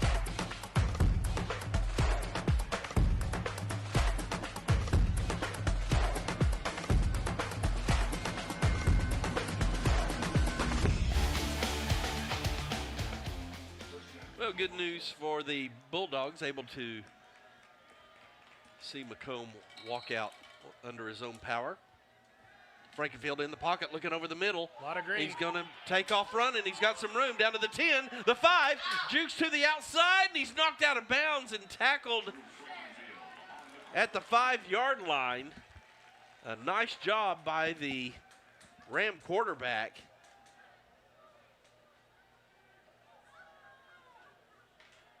Stops the clock with 25 seconds to go. And they give him the first down. They're going to give him 8, so he's going to be just shy. Still plenty of time. Frankenfield looks right over the middle and just off the hands of Julius Wilson. That was a tight window for Frankenfield. He tried to thread it in there, and Julius just not quite able to make that catch. Looks like the Rams have one timeout remaining. So it'll bring up 3rd down. They need 2 yards for a first down. 20 seconds on the game clock.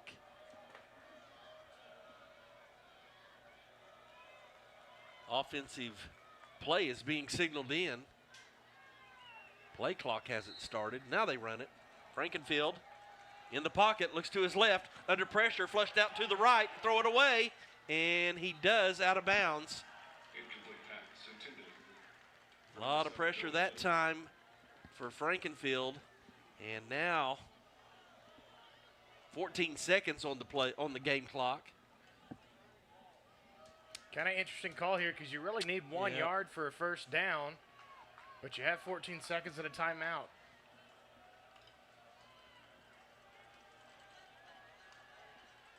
Play coming in. Now they're going to bring Jaden Hall back in. Colby Whiteman will come out of the game. You got to think the Bulldogs are going to be defending the goal line on a pass. Got to get the play off, down to 5 seconds. Frankenfield with the snap, hands off to Hall, breaks to the outside. He's got some other traffic, down back inside. He's got enough for the first down. Did he get out of bounds? And we're going to have a late flag, and it looks like that's going to be on the sideline of Edmond Memorial. The white hat is looking over the coaches. This may just be a sideline warning, and that's what it is. I think we had one of the Bulldog coaches a bit too far downfield out of the box. So that is a First Bank of Owasso 1st and 10.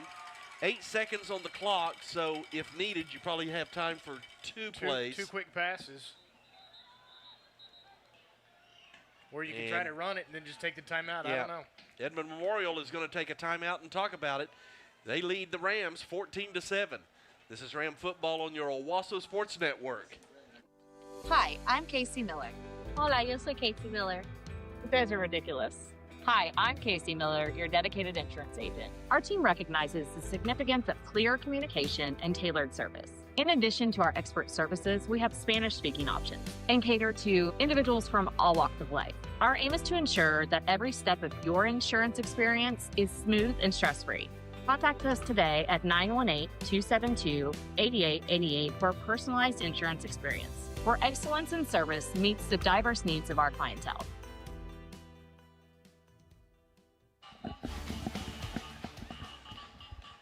Well, 8 seconds on the clock here before halftime, and the Rams looking to punch in another score to try and tie this ball game. They trailed 14-0 and really couldn't get any real offense going. I don't mind a quick handoff to Hall and then take a timeout. Sure. And that's what it is, right up the middle, end zone, touchdown. I don't mind it either. What a job by the offensive line. I'm not really sure that Edmond Memorial thought we would hand it off. Yeah, and for the I most think that's part, a great gamble and a good push up front. So back-to-back touchdown runs by Jaden Hall, and the Rams are 1 point, extra point away from tying this ball game.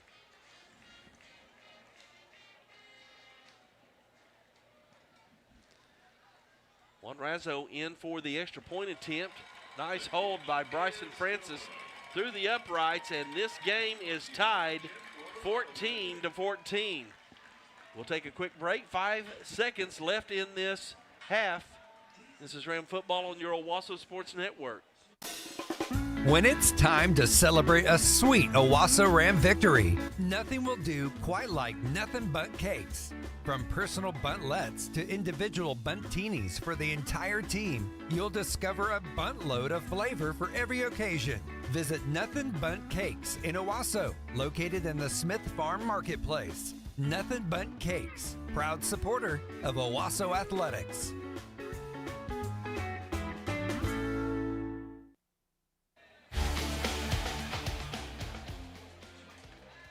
Welcome back to Owasso, where the Rams, with 5 seconds to go here before halftime, have tied this game up 14-14 after trailing 14-0.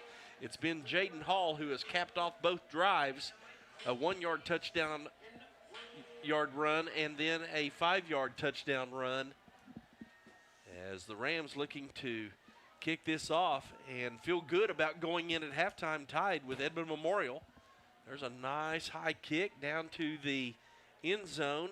It'll be returned at the 15, 20, and at the 25. There's Carter Langendorfer once again to make the tackle as time runs out.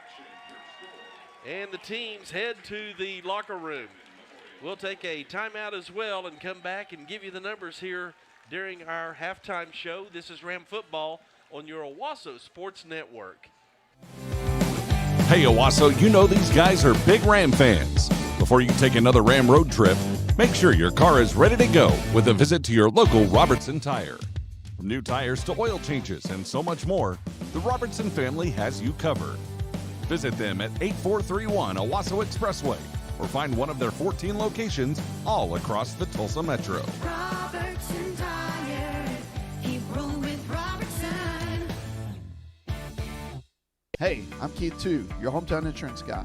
You know, insurance doesn't have to be confusing or boring. So if your car decides to tango with shopping cart or your home springs a leak, I'm the guy you want to call.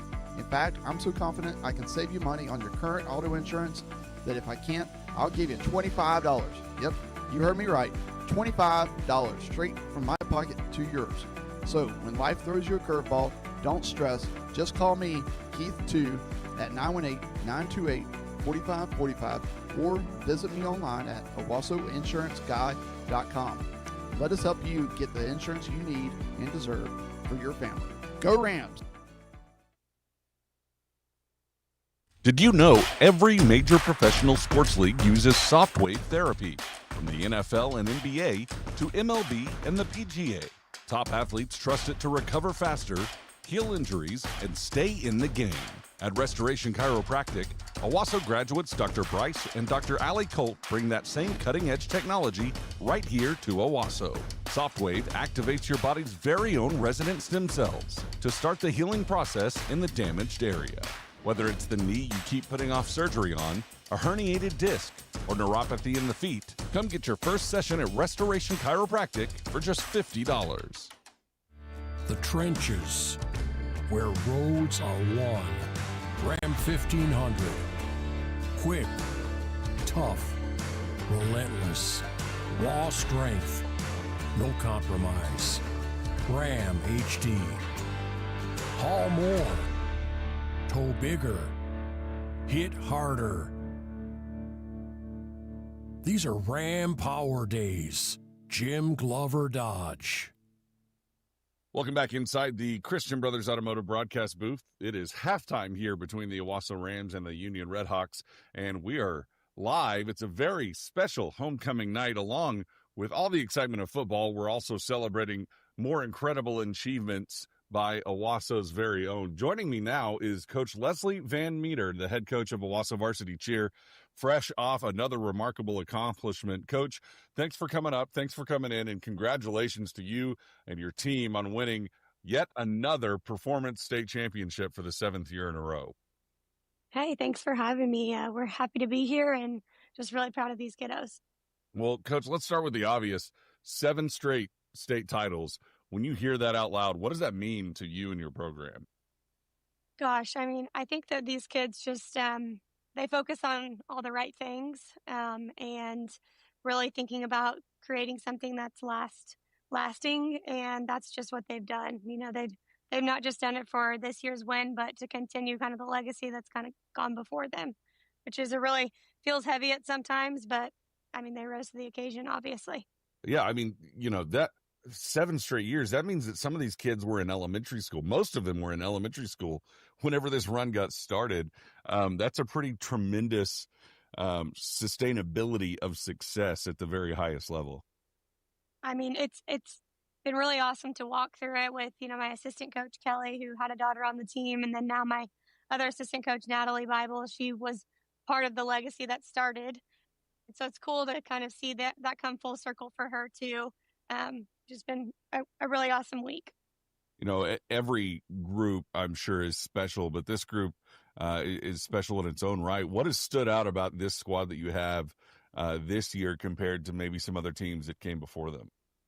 They're resilient. We went into regionals feeling good about our routine, came up shy about 8 points. So we came up as regional runner-ups to an incredible program. And we went back to the drawing board the Sunday before we lost, or the Sunday after we lost, and redid things, moved things around. And we clocked close to 40 hours in the gym this past week, reworking things because we weren't going to go down without a fight. And so, I mean, they did it over and over and over to make sure they weren't going to miss it. And so just the feeling that, the hard work paid off, and we've got our highest score that we gotten at Performance State at 298, which is really unheard of. Remarkable. Yeah, it's just a testament to them. That's out of a possible 300 points? It's 305 for the co-ed division. Okay. So, but I mean, it's dang near perfect in my book. That's remarkable. A lot of the fans here at Owasso Stadium tonight, they see the energy, they see the polished routines here on game day, but they might not realize that grind that you have behind the scenes. So what all goes into preparing for a state championship run like this? Well, we start in June, getting choreography and pretty much work the whole summer except for that dead period time. But we practice 4 hours every day. And so they're here from 2 to 6, maybe sometimes 7.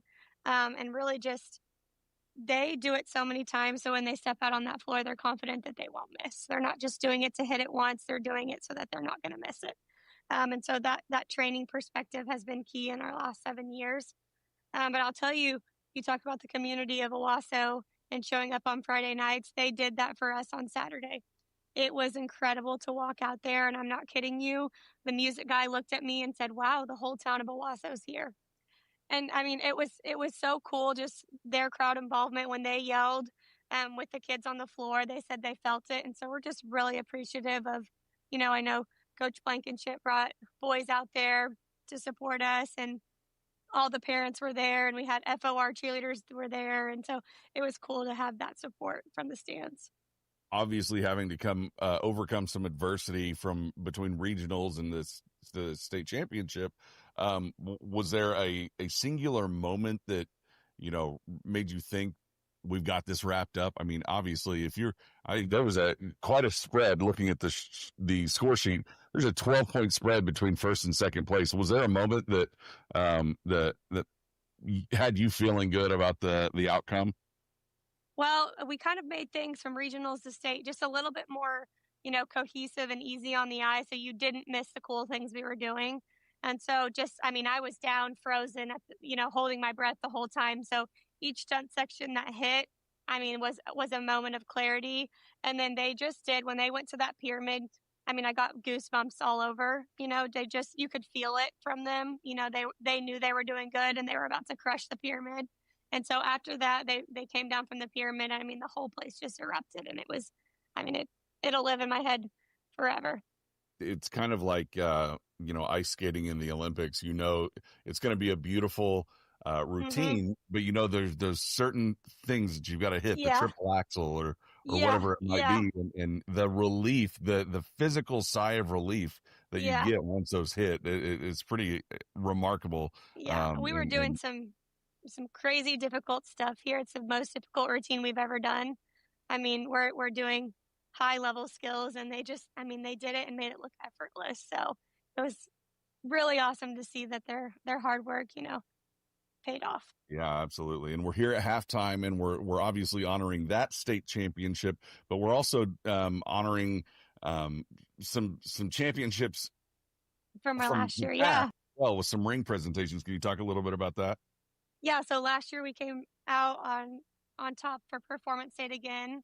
And then we went down to Orlando, and we took a co-ed team and an all-girl team, and they both won a national championship there. Wow. Which, I mean, you think cheerleading's hard in Oklahoma, you take it down to Florida, and I mean, it just gets crazy. So we competed with over 100 teams, and they both came out on top and with the high score in the world championship. So these kids, I mean, they've set a standard here, and they just keep rising to it, and it's just incredible to be a part. Yeah, that is so cool. And we're with Coach Leslie Van Meter, by the way, head coach of Owasso Varsity Cheer. And Coach Van Meter, we're here on homecoming night. It's a time when school spirit, typically peaks out. How does it feel for you and your program to represent Owasso in front of this community? Not just in the tournaments that you do, these championships that you do, but also every Friday night and at the basketball games and in so many other engagements around the community. You're really the face of Owasso. I mean, yeah, it's fun to be that face and to wear Owasso across their chest. We always tell them, like, this is a privilege. There's not a lot of kids that get to wear this uniform and to be the representation of our community. And so they take a lot of pride in it. And we're gonna care about the small things. We're gonna care about the big things. We're gonna make sure we are dotting our I's and crossing our T's during our game day stuff, and making sure we look polished. And because we're not gonna ignore the small things, because that's where the big things happen. And so if we're gonna show up and be loud for them, and they show up and be loud for us, it's so cool how cohesive this community is and showing up for one another. And so we're just very fortunate to be a part of being that face of it. Well, it's a lot of fun to, stack up and count up all of the trophies and the banner in the gym, keep adding dates to that. But, more so than that, I mean, you're developing some great young women and young men with this program. What are the lessons you hope your student athletes carry with them from being a part of Owasso Varsity Cheer? It's always fun to get these kids that come back to get their rings and hear about the challenges that they face, going to college or working a job. And they always come back to Owasso taught me how to do hard things and to not get overwhelmed with a busy schedule, and to treat each other with kindness and respect. And so, I always have my two little boys running around here, and I don't take that with a grain of salt. Like I would not, allow them to have the influence that they do over my two kids' lives if I didn't really think they were the best kids ever. And they do. They have integrity. They respect one another. They're kind. And so just being a good human being at the end of the day, if I can teach them how to do that, I'll count my job, as done. So. Yeah, no doubt. You're doing a great job with that. And the last question I got for you, do you ever let yourself enjoy these moments, or is this already, going because you've got multiple competitions throughout the year? Are you already focused on the next one? Yeah, we took Monday off and we went to the fair as a team and did a whole fair day. One and then day. Tuesday we were back doing game day state choreography. Wow. So I guess no rest for the weary, but Wow. They're hungry for this next one. We came in second place last year in this game day competition to a really awesome program. And so they are hungry to get it back under our roots. Well, Coach, congratulations again on this one, and best of luck on the next one. You have a great staff. You've got a great group of student athletes, and again, a historic 7 straight Performance State Championships. That's remarkable. Thanks for taking the time to join us here. We appreciate it. I appreciate you. Thank you for having me. That's Coach Leslie Van Meter, head coach of Owasso Cheer. Let's step aside for a quick break and bring you back for more action here at halftime. It's Owasso and Union here on homecoming night. You're listening to Owasso Ram football on the Owasso Sports Network. Okay, gang, the game is tomorrow. Where's Rambo? Has anybody seen Rambo? Oh, come on, let's go. Come on, go find him. Hey, Coach B, we're gonna need your help.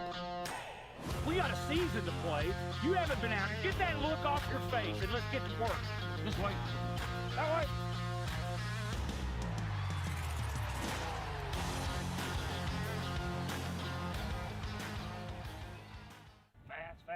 Fast. Whoop. Oh. Okay. All right. Well, you're good at other things. The Folds of Honor exists to meet sacrifice with hope. When U.S. service members and first responders are killed or disabled, the Folds of Honor steps in with life-changing scholarships for their spouse and children. This noble mission holds the power to unite Americans as we link arms and pledge our unwavering support to those who protect our freedom and our families. Join us. When it comes to family dinner, Waldorf Chicken makes everyone happy. Kids love the hand-breaded tenders and creamy mac and cheese. Parents love the deal. Every Tuesday, Kids Eats free with the purchase of an adult entry. Whether you are craving sandwich, wings, or fresh salad, Waldorf has something for everyone. With 3 Tulsa area locations open 7 days a week, plus catering for any event, Waldorf Chicken serves up flavor and smiles. Waldorf, where family favorites are made fresh every day. Imagine a free checking account that finally fits your vibe. No weird rules, no stress, just simple freedom. Visit okcu.org to learn more.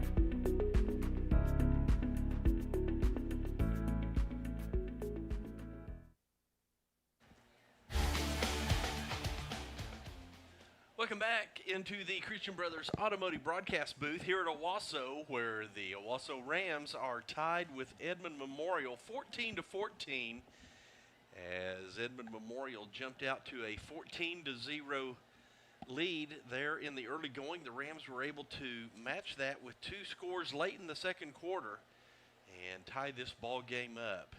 Grant, before we look at the numbers here, as it is senior night for the band, they have been introduced out onto the field and they will now perform for this crowd, the pride of Owasso. A little bit of an extended halftime. Your thoughts looking back over these first 2 quarters? Well, a pretty sloppy start for the Ram team. You know, we had what we talked about in our keys to the game is just cleaning up those penalties. When you get a guy stopped on 3rd down and you think you're going to get, you know, your defense off the field, and you do that, and then you get a late hit out of bounds and extend their drive, and that's when they go score. Those are those little things right there that are in your control. You know, if you fumble a ball, you throw an interception, those aren't always in your control.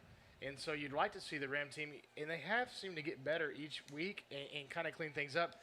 But that was a really slow start for both sides of the football, and part of that being on our offense and those late penalties.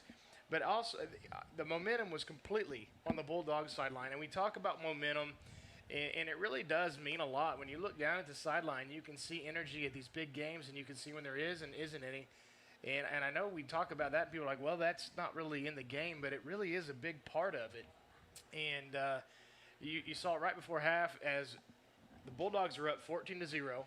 They're driving the football. They get down here. Rams come up with a huge stop, and you felt a little momentum.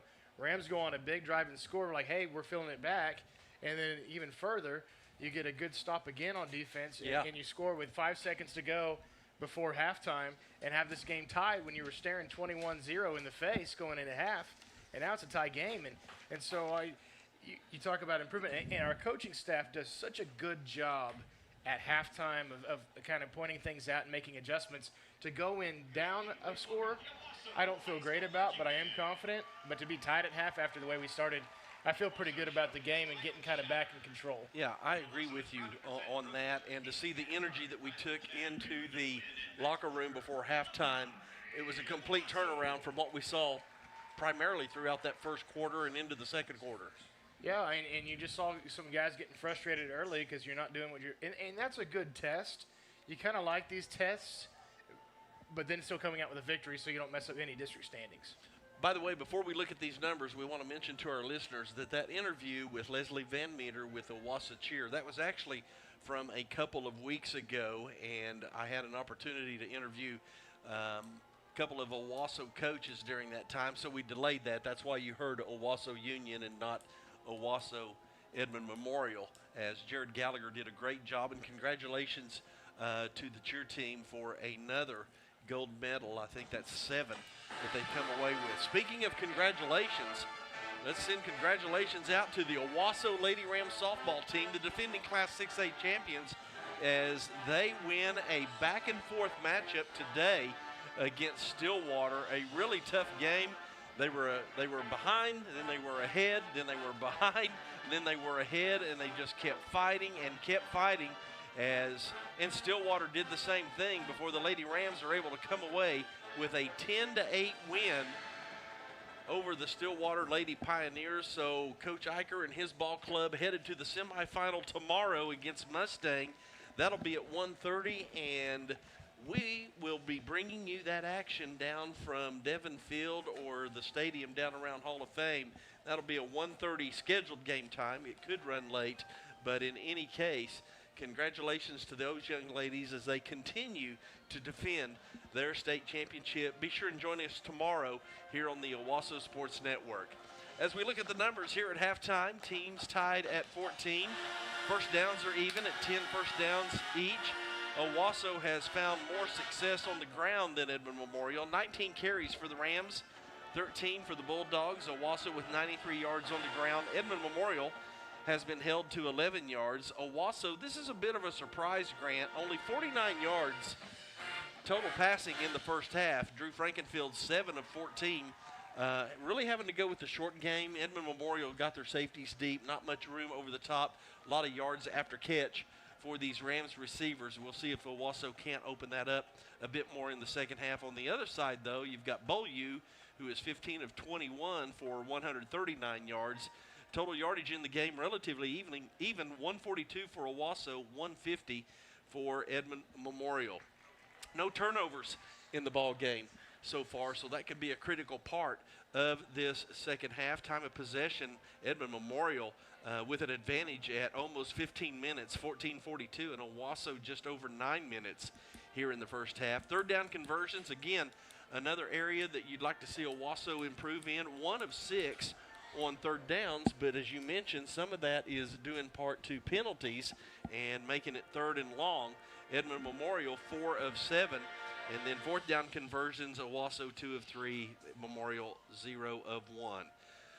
Looking at the individual stats for the Bulldogs, not much in the rushing category. Quarles has 6 yards rushing, Beaulieu -3, Woodard -5, McComb has 0. Booker, who has been held in check, has 13 yards rushing in the ball game so far. The lone touchdown coming from, or one touchdown coming from Beaulieu, was that underneath pass to Shonett. They sent receivers deep and then had the tight end run a drag underneath, and we did not have anybody really covering him, so it was an easy 19-yard catch and run to the end zone.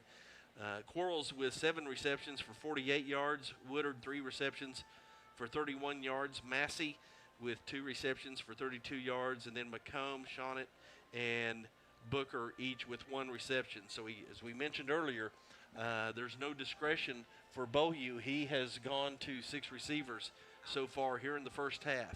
For the Rams on the other side, rather light in the running game, it's Jaden Hall leading all rushers in the game with 15 carries for 62 yards. He has scored both of the Ram touchdowns. Drew Frankenfield, 3 rushes for 17 yards, and Noah Hill had 1 carry for 4 yards, that on the jet sweep. And as we mentioned, Frankenfield 7 of 14 for 49 yards. Looking at the receiving core for Owasso, this is maybe the most surprising area of stats that we have. Colby Whiteman has 1 reception for 6 yards. That came in the first quarter. Julius Wilson, 4 catches for 23 yards, and Tay Bethel, 2 catches for 20 yards. I think seeing Bethel with only 2 catches, and I don't read Noah Hill's name on there, and only 49 yards total receiving for Owasso in the first half, that would be the most surprising stat to me. Well, and I think part of that is, like we talked about, not getting first downs is going to result in less offensive plays. And so that's the way the whole first quarter went and really half of the second quarter. And then when the Rams did get an opportunity, it seemed like to come on 2 short fields other than the one drive. We've had a short field. And then, as we mentioned, you're starting to see the Rams lean on Jaden Hall in the offensive line, which we love because that's a fourth quarter weapon when this defensive line wears down. And those numbers are kind of starting to reflect a little bit of that. Yeah, I think that, too, you and I talk about once your offensive line starts establishing the line of scrimmage, then Memorial's going to have to creep up and put more guys in the box to try to stop the run. And that, in turn, generally, with the weapons that Owasso has at the receiving core, generally opens up for more opportunities for long field passes. Well, and we talk about it just in football in general.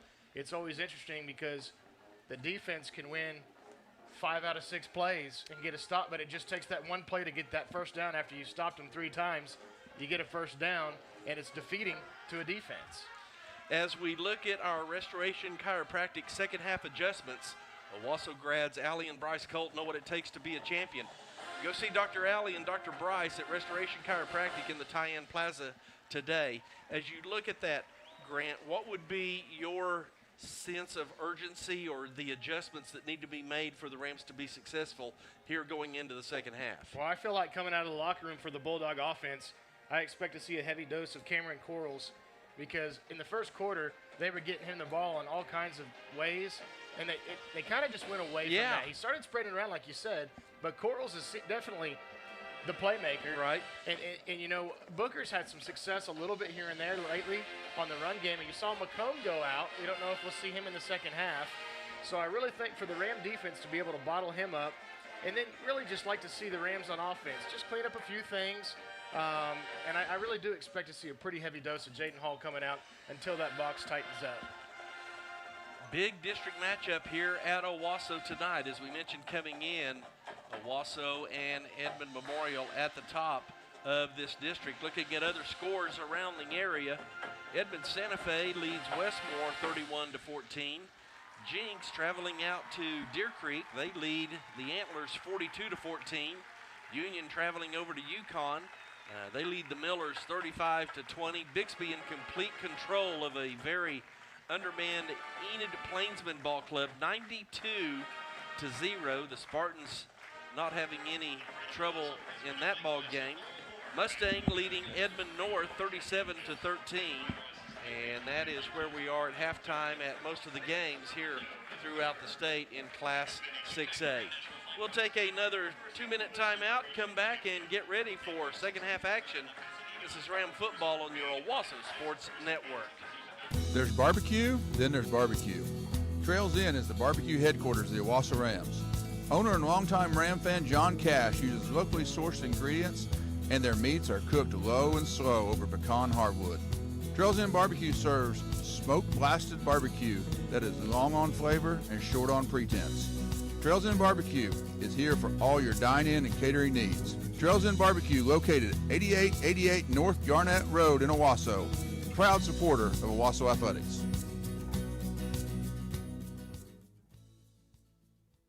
Life is always in our ear about opportunities. Exploring them. Seizing them. Taking a moment to breathe them in. When speed is crucial and completion is the end goal. We gotta move a little faster. But sometimes completion isn't the end, but the next beginning. Tulsa's first, Tulsa's only, Level 1 Trauma Center. Hi, I'm Dr. Caleb Nelly with Tulsa Bone and Joint in Owasso.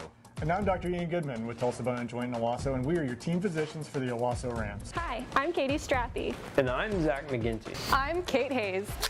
I'm Destry Millsap. And we are the athletic trainers for the Owasso Rams. Here's some of the services that we provide in the Tulsa Bone and Joint Athletic Training Facility.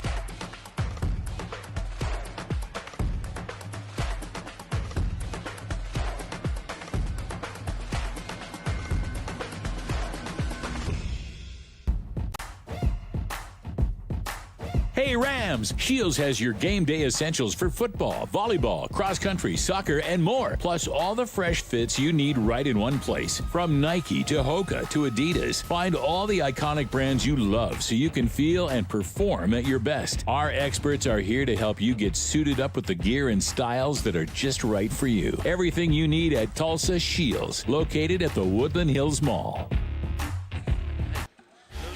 These are mine.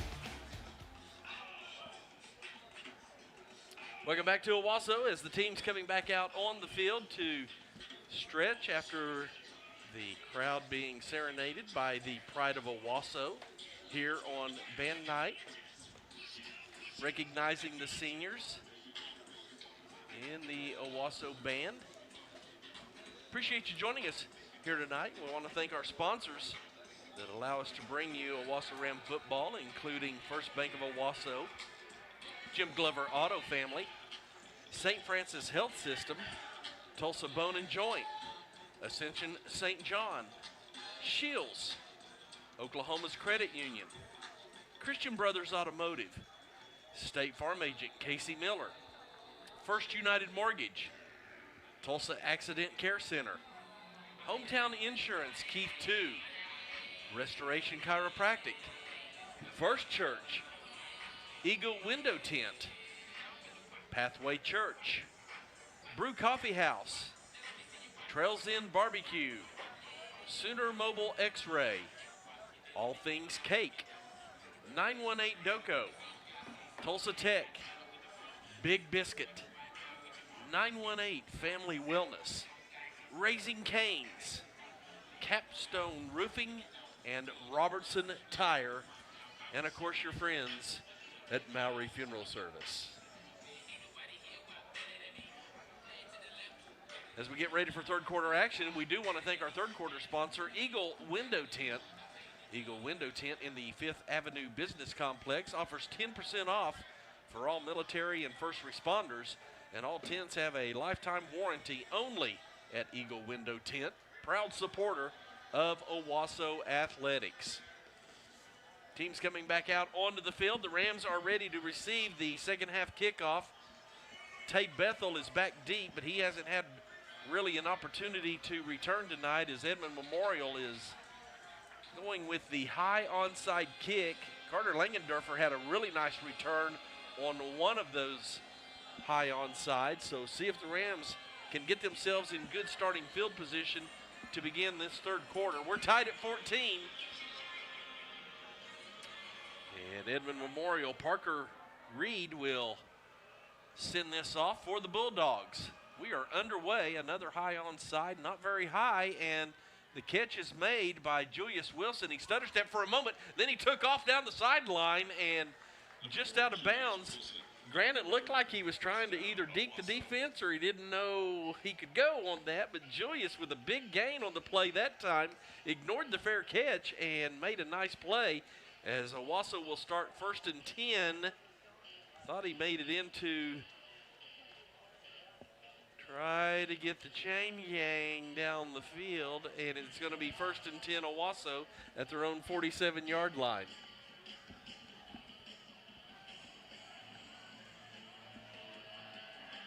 Frankenfield with Hall to his left.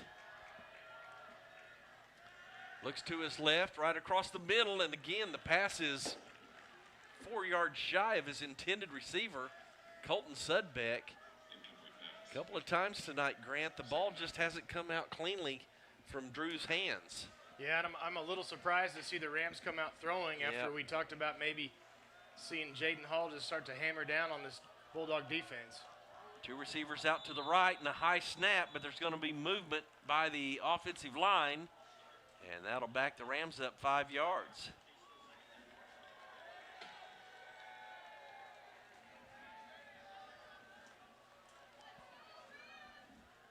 Well, as we talk about cleaning up the little penalties, here we are. Now Noah Hill will come into the action, and Colton Sudbeck.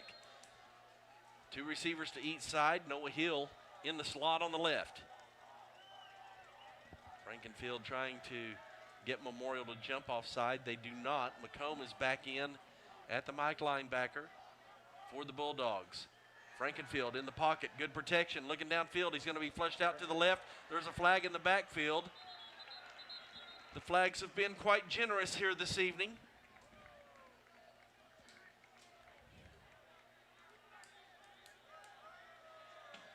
Holding against the Rams. So that will back Owasso up 10 yards. It's been an Achilles heel for the Rams all season long. That's the 7th penalty of the game against Owasso.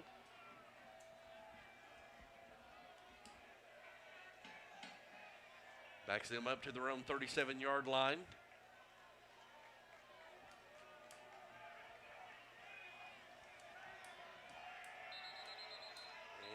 And now we're going to have a referee conference. The down marker is not in line with the football.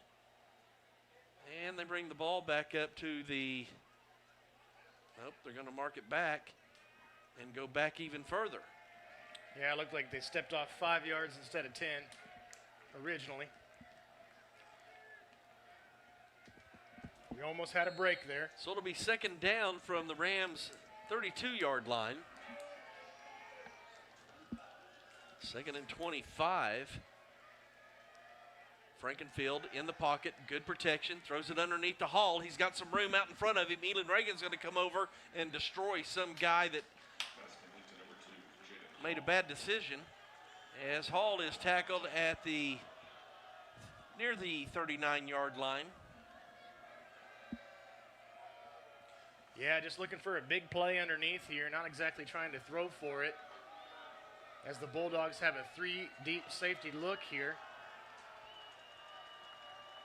Third down, Frankenfield looks downfield, plenty of time. Now he's going to be flushed out of the pocket, runs out to the left side. He's going to try to break the edge. He doesn't, and he's thrown out of bounds. And I don't know, Grant, you gotta find a receiver with 8 seconds looking downfield. It was good protection initially up front by this offensive line. And I don't mind the decision by Drew there just to go ahead and get what you can. Let this punt team come out again. We're still facing that south wind. And just try to flip the field a little bit here and get that Ram defense to get a stop. So Noah Hill will come out in punt formation for Owasso. Always a threat to convert from a punt. This time he gets a better punt, best punt he's had on the night, and gets an Owasso Ram bounce inside the 30 down to the 20. And so a long field. Good decision there. Give this Ram defense an opportunity to get the ball back, and just the down and distance, playing behind the chains has been a problem for the Rams here tonight. Yeah, we talked about those first down numbers for Owasso, and I mean, we've just been backing ourselves up into our own territory again and again. But a pretty good decision there just to kind of live to fight another down and come out. Ram defense did a good job there at the end of the second half, getting a couple stops. And Coach Blankenship relying on his defense again. So the Bulldogs come out, 1st and 10 at their own 17-yard line. Quarles will come over to the left of Beaulieu. They'll give him the handoff on a sweep out to the right side. He cuts back up inside and takes one to the chin, and then a bunch of Rams come in. I believe that was Carter Langendorfer again. He has been laying the wood here tonight. Yeah, just a good job of just kind of stretching out to the sideline there in pursuit by the Ram defense. No gain on the play. Actually, a loss of a yard. That'll bring up 2nd and 11 for the Bulldogs. Beaulieu. Quick throw out over his intended receiver. He fakes the handoff off play action. Looking for Isaac Woodard. And that'll bring up a big 3rd down here for this Ram offense or defense.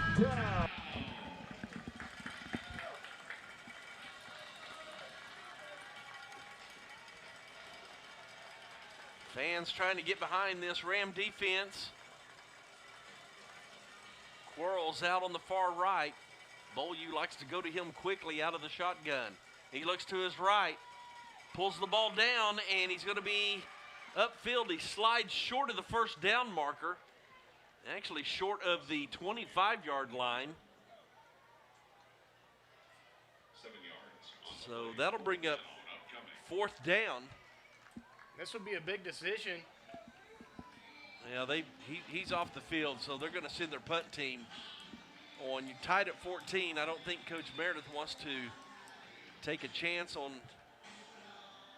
I would think on his side, he's got to be pleased with what his offense has done here tonight.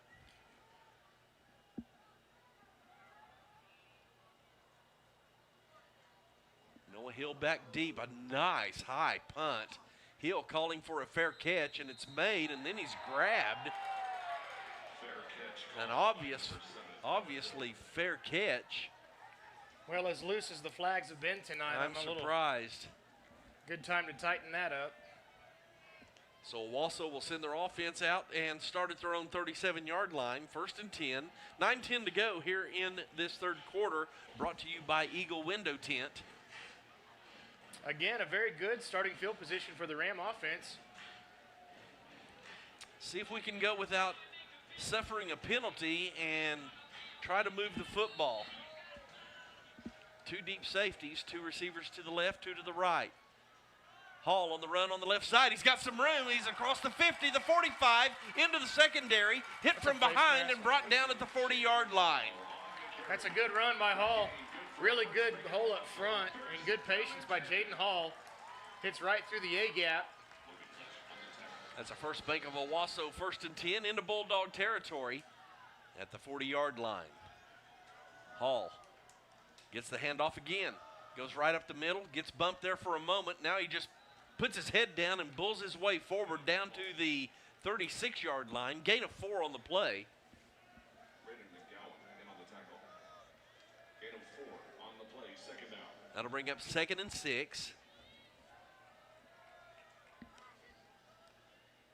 Hall again on the carry. Just follows behind that big offensive line. This is vintage 3rd quarter football for this Ram ball club this season. Another gain of 4 on the play. Well, and that's what Jaden Hall has the ability to do. Yes, the good offensive line up front, but he has a good ability just to fall forward.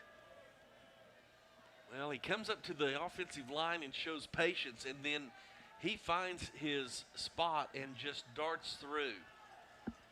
The pitch to Hall on the right side. He gets across tackle to the 20, 15, 10, inside the 10-yard line, down to the 7 before he's knocked out of bounds. Coming over to make the tackle, Nick Booker. And I love the play design there. Just a sugar huddle and then just a quick pitch out to Hall. And he finds some space. 1st and goal Rams at the Bulldogs' 9-yard line. Frankenfield gets the play called in from the sideline. Elon Reagan, the sniffer from the right. Now he goes back left. Hall darts over that left side. He's going to be wrapped up by 4 or 5 players. It's a good push by his offensive line down to the 5-yard line. And they're going to peel people off this pile. And they're going to say Hall just down to the 5-yard line, 2nd and goal.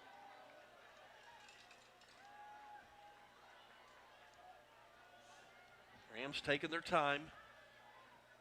7:16 on the clock. Now Hall in the wild ram. He's going to take off to the left side. Followed Reagan down to about the 4 and then jumped back to the right. He's close to the 2-yard line.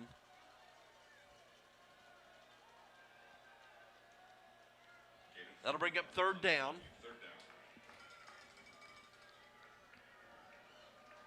This is the drive we've been looking for and the fashion.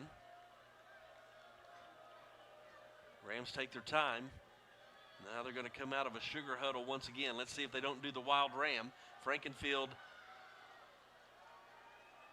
takes the snap. It's a low snap. He's going to run to the right. Frankenfield in the end zone for the Ram touchdown. Drew Frankenfield was able to gather that low snap. I'm sure it hit the turf. He was able to pick it up and run to the right side into the end zone for the Rams score, and for the first time tonight, the Owasso Rams have the lead over Edmond Memorial. And that's a really good job by Drew. I'm not sure if it was going to be a quick pitch again to Jaden Hall, but the botch snap, he doesn't try to force anything and just takes off and runs pretty easily into the end zone. Juan Razzo's on for the extra point attempt. His kick is up. It's good. 6:29 to go here in this third quarter, and Owasso has taken the lead on the Drew Frankenfield touchdown run, 21-14 over the Edmond Memorial Bulldogs. This is Ram Football on your Owasso Sports Network. Hi, this is Ray Adcock with Christian Brothers Automotive in Owasso. This year marks 13 years since we opened the doors for business. You see, our family lives in Owasso, we own a business here, we attend church here, and all 4 of our kids have gone to school here. We live in this community too, and we fully expect that we'll see our customers again at the grocery store, at a local restaurant, or at a Friday night football game. We have a built-in accountability system to our customer base because we also do life in Owasso. So thank you for letting us serve your family by servicing your family car.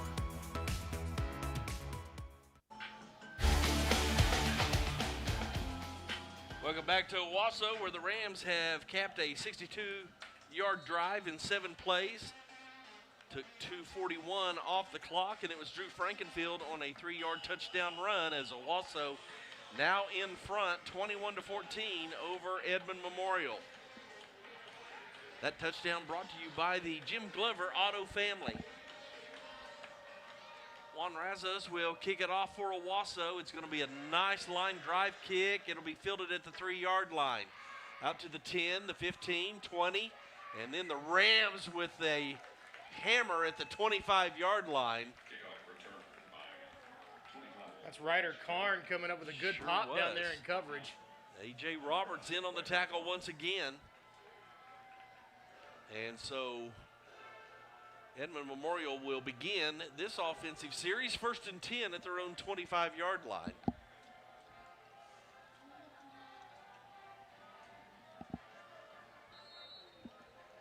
(21-14), the Rams now leading in this key district matchup. Beaulieu hands the ball off. Booker is tripped up right near the line of scrimmage. He barely got back to the 25-yard line. That'll bring up 2nd and 10. Not much in the rushing category tonight for the Bulldogs. Yeah, that's why we talk about, you're just thinking it's about to see Cameron Coral's time. So he's going to be here on the near side. Roberts has him in coverage. Quick throw to Quarles, and he slips the initial tackler, and he was slowed up just enough for 5 Ram jerseys to get around the football. Sam Hoback had a great jump, but just a step behind where he's got a lot of grass in front of him. So that's enough for a Bulldog 1st and 10 at their own 37-yard line.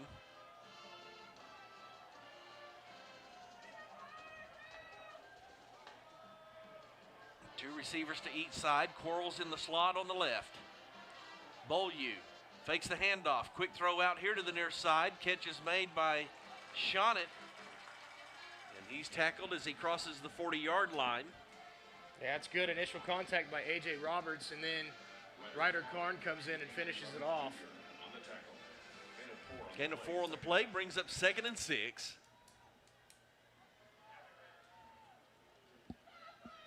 5 minutes here in this third quarter. 2 receivers out to the far side. Beaulieu takes the snap, quick look to the left. It's Quarles again, it's out of his hands, but he is drilled into the ground. And now Quarles comes up and throws a punch against A.J. Roberts Jr.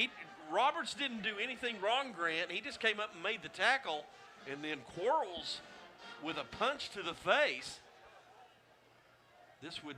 I would think this would go against Edmond Memorial.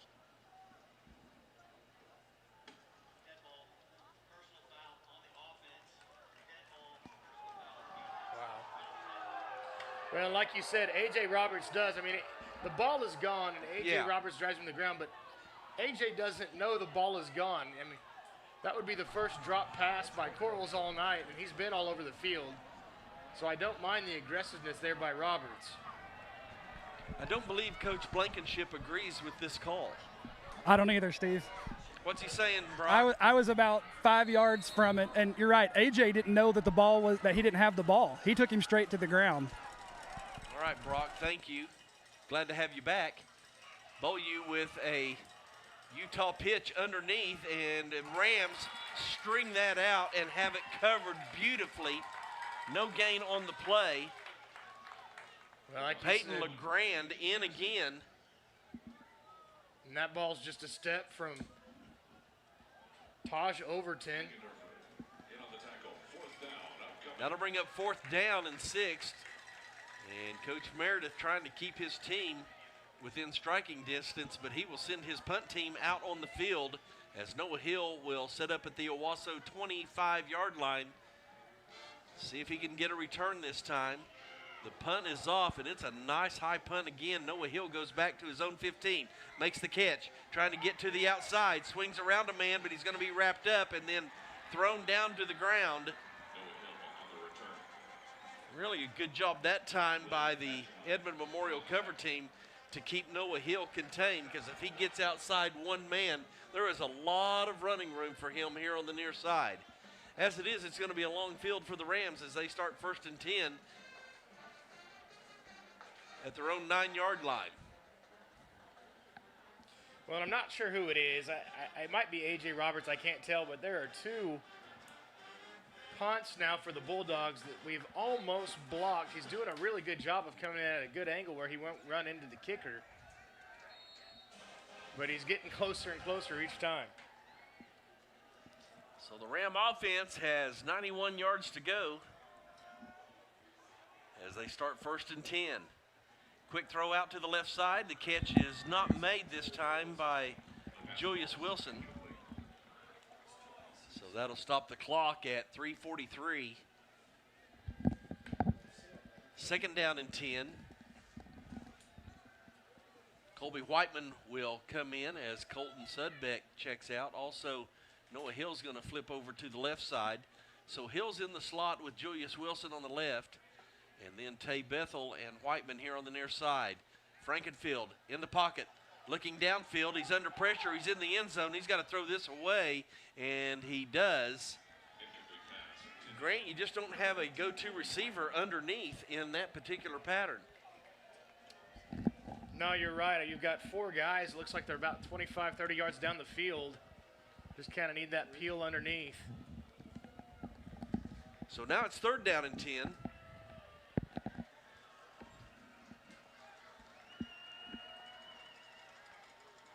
They'll look over to the sideline. 3 receivers to the right. 3 deep for Memorial. Frankenfield throws underneath. Tay Bethel is able to make the catch behind, and it'll be a First Bank of Owasso 1st and 10. Grant off the snap. The 3 deep safeties all retreated 8 yards, and Bethel was able to find a soft spot in front of them, make the catch, and move the chains to keep this drive alive. Yeah, and I think Drew does a good job of putting it on his back hip to keep him out of traffic as well.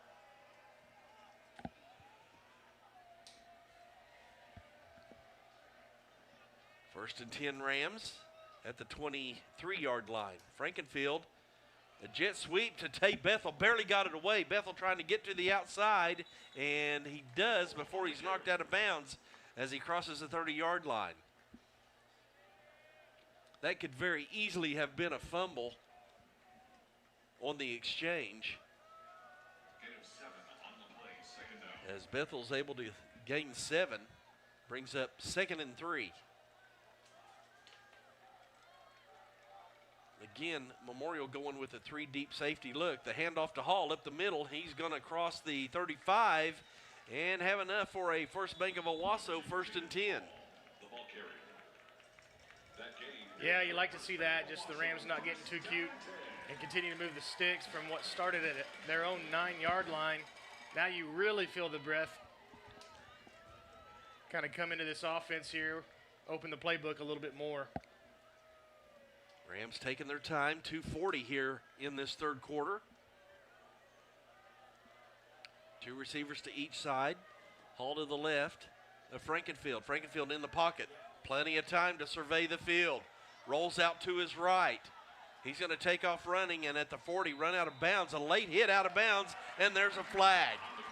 Well, I mean, and That's that obvious. was clear. Yeah, I mean, he's already stepping out of bounds. He's at least a yard out of bounds, and really just an unnecessary hit.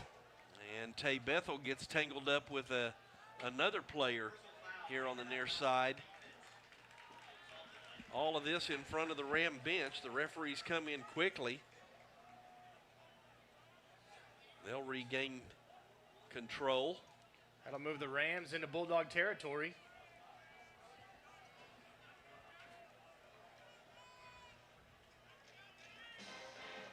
So that'll be a 1st and 10 for Owasso.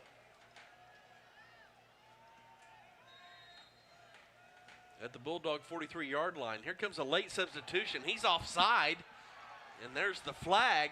It's a free play for Owasso as Jaden Hall takes the handoff.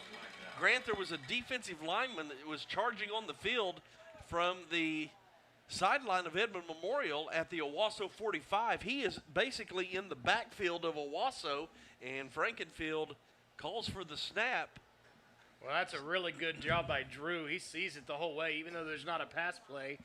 It is a free play, and that's a great job by your quarterback with a heads-up snap. So we'll see if the Rams take the yardage on the play or if they, yeah, that's an illegal substitution, they'll say it.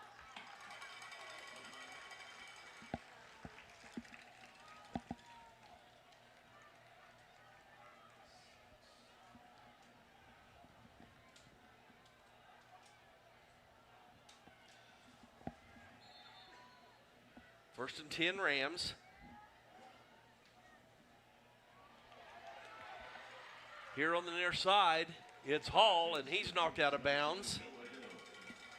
Noah Hill showing a little bit of power there at the end of that play. Finally able to get him the football. That'll be enough for a First Bank of Owasso. 1st and 10. Quick snap. Frankenfield in the pocket. He's going to take off running right up the middle. Gets inside the 10-yard line, down to the 7.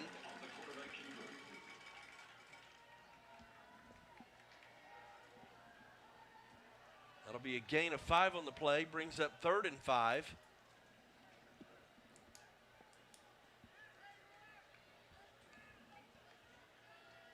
Clock is rolling. Rams are taking their time.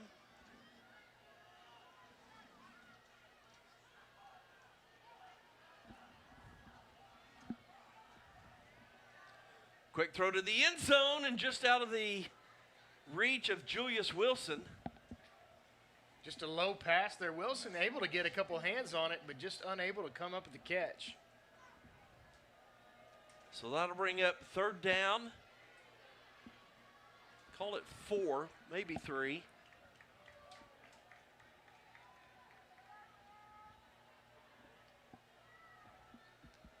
Handoff right up the middle. Ram offensive line pushing bodies. And then tossed back. Hall on the carry. He's the workhorse.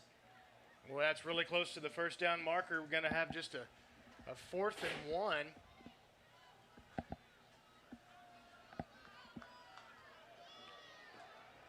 I kind of like the sugar huddle quick pitch out to Jaden Hall here. Wild Ram. Let's see what they do.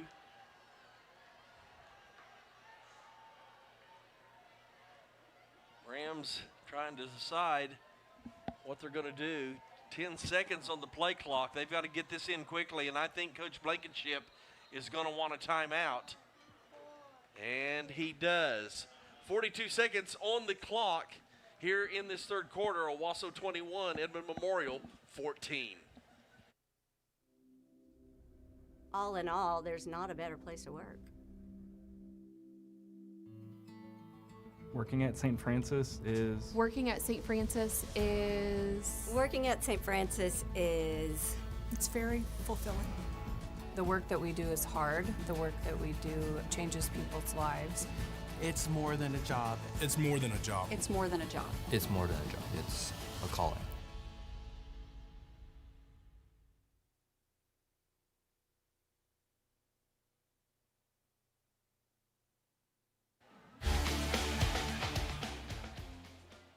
42 seconds to go here in this third quarter. Rams looking to extend their lead. It's 21-14, but they have an opportunity here.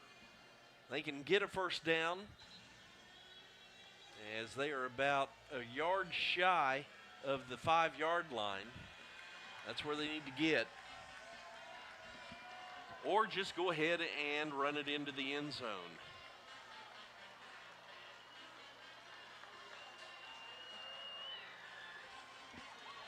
Rams lining up as if they're coming out of the sugar huddle. They're going extra big this time. Frankenfield pitches out to Hall, and he's going to be wrapped up in the backfield. Edmond Memorial overloaded that side, and now Hall is down on the field. And he's going to need some attention. I don't know if he got rolled up on. I couldn't see, Grant, but there were 3 or 4 white shirts right around the pitch as soon as he received the football. Well, and I think all night long we've come out of that sugar huddle and tried to pitch it to him. Yeah, I know we called it out there, so I know those Bulldog coaches saw it as well. But that's kind of one of those things, if it ain't broke. We just hope Jaden Hall's okay and it's just a stinger. So he's able to get up. He actually jumped up and is walking off the field. It'll be a turnover on downs to the Bulldogs. Well, and now more than ever, this is an important stop for the Ram defense just to kill any momentum that you might have just given to the Bulldogs. That's the second time tonight that Owasso has been stopped on 4th down.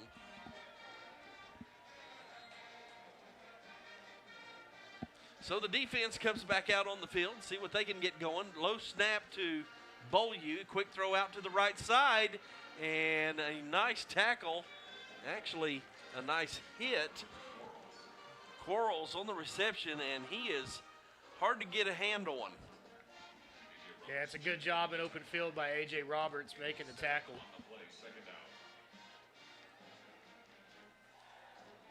Really important here. The clock's about to expire, and then the Rams will have this wind on their side.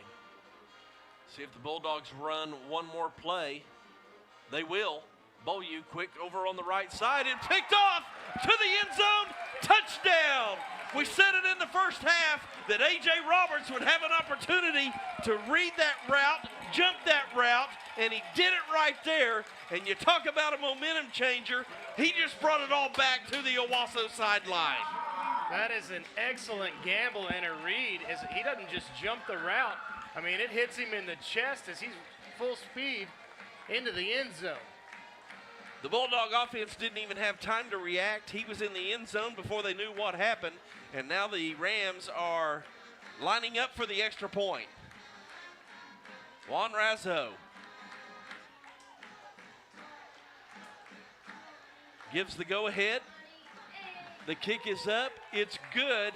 And the Rams with the first turnover on the night. An incredible interception by A.J. Roberts, the pick six, the return for the touchdown, and Owasso on top, 28-14. This is Ram Football on your Owasso Sports Network.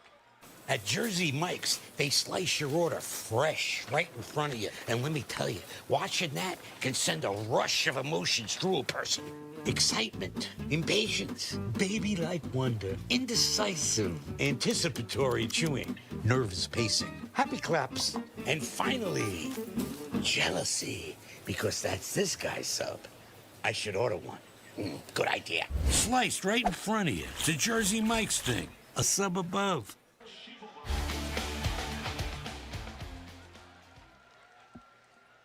Owasso with the big play of the night right there as A.J. Roberts, he's been reading that throughout the evening. We talked about it before.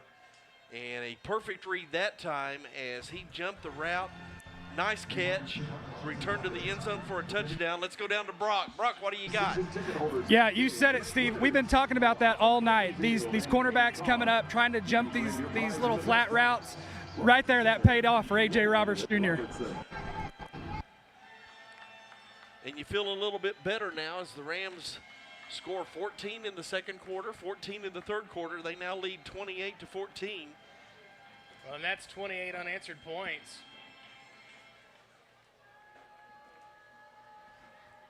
We'll look at those third quarter numbers here in just a moment as the kick is in the end zone for the touchback.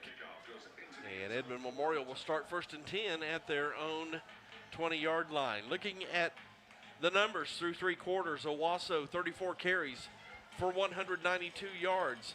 Frankenfield 10 of 21 through the air for 79 yards. Edmond Memorial 16 carries for 18 yards. And Beaulieu is 19 of 27 for 173 yards. Total yardage in the game, 271 yards for Owasso, 191 for Edmond Memorial. Penalties have been a big part. Owasso with 7 penalties for 75 yards, and Edmond Memorial 11 for 74. Jaden Hall, 139 yards rushing and 2 touchdowns. Memorial on the offensive. Going long this time, and an open receiver down behind the defense, and the pass is overthrown to Isaac Woodard. That could have been a problem. Yeah, it looked like Woodard had a step or two.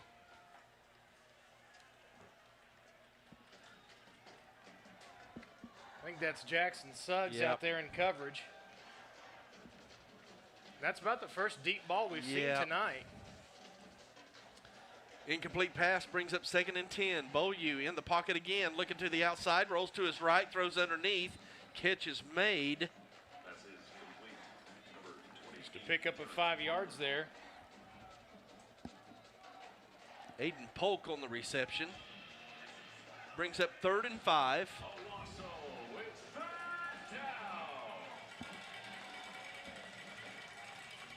Another big 3rd down here for the Ram defense.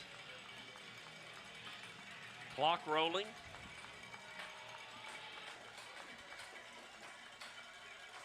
Memorial may be beginning to feel the pressure.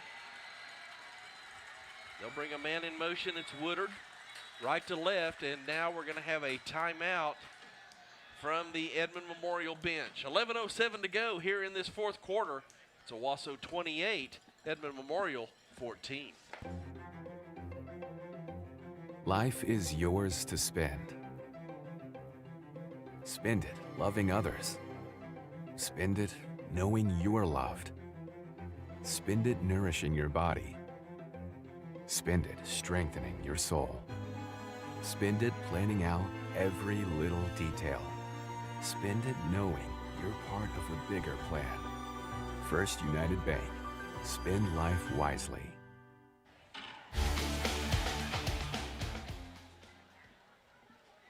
Welcome back to the Christian Brothers Automotive Broadcast booth. Appreciate you joining us here this evening, and we want to thank our 4th quarter sponsor, Brew Coffee. With multiple locations in Green Country, Brew Coffee House is dedicated to providing the highest quality coffee and fast service to our communities. Visit Brew Coffee House after every Owasso victory. Steve Mowry, Grant Mowry here in the booth with you here tonight.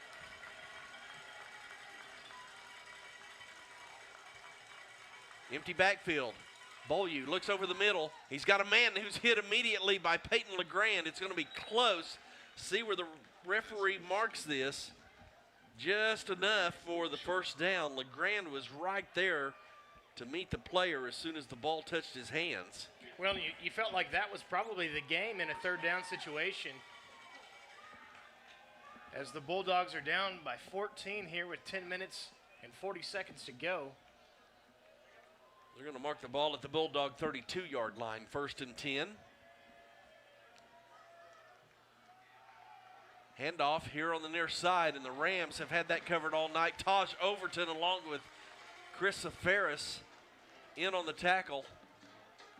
Ryder Karn as well on the tackle. Brought down by number 1, Taj Overton. Also in on the tackle, number 3. Taj Overton, I was standing beside him before the game. Grant, I'm glad he's on our team.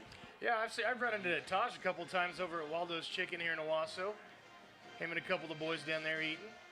Bet they can put some chicken away down at They- Waldo's, they can't they? put a little extra in there. Beaulieu in the pocket. Looks to his left, throws underneath. There's the tight end once again, Shawnet. And he's able to bull forward for a Bulldog first down. And Shauna's doing a good job of what you talked about earlier, just getting that underneath route when you have enough time to dump it down to a receiver. And he's a big man trying to bring down there towards the sticks. 1st and 10 Bulldogs.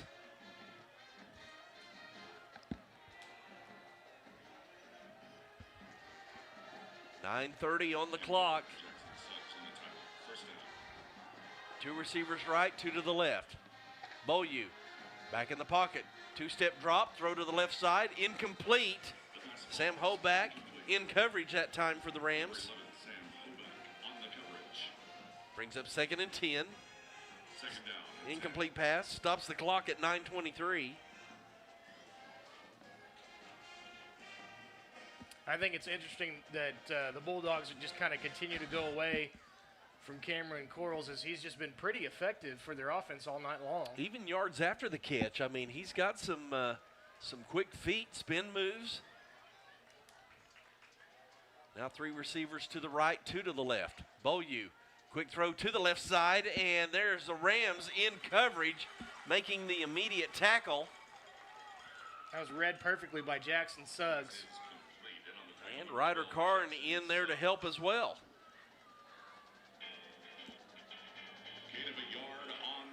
They'll give him 1 yard to the Bulldog 45-yard line. 3rd and 9.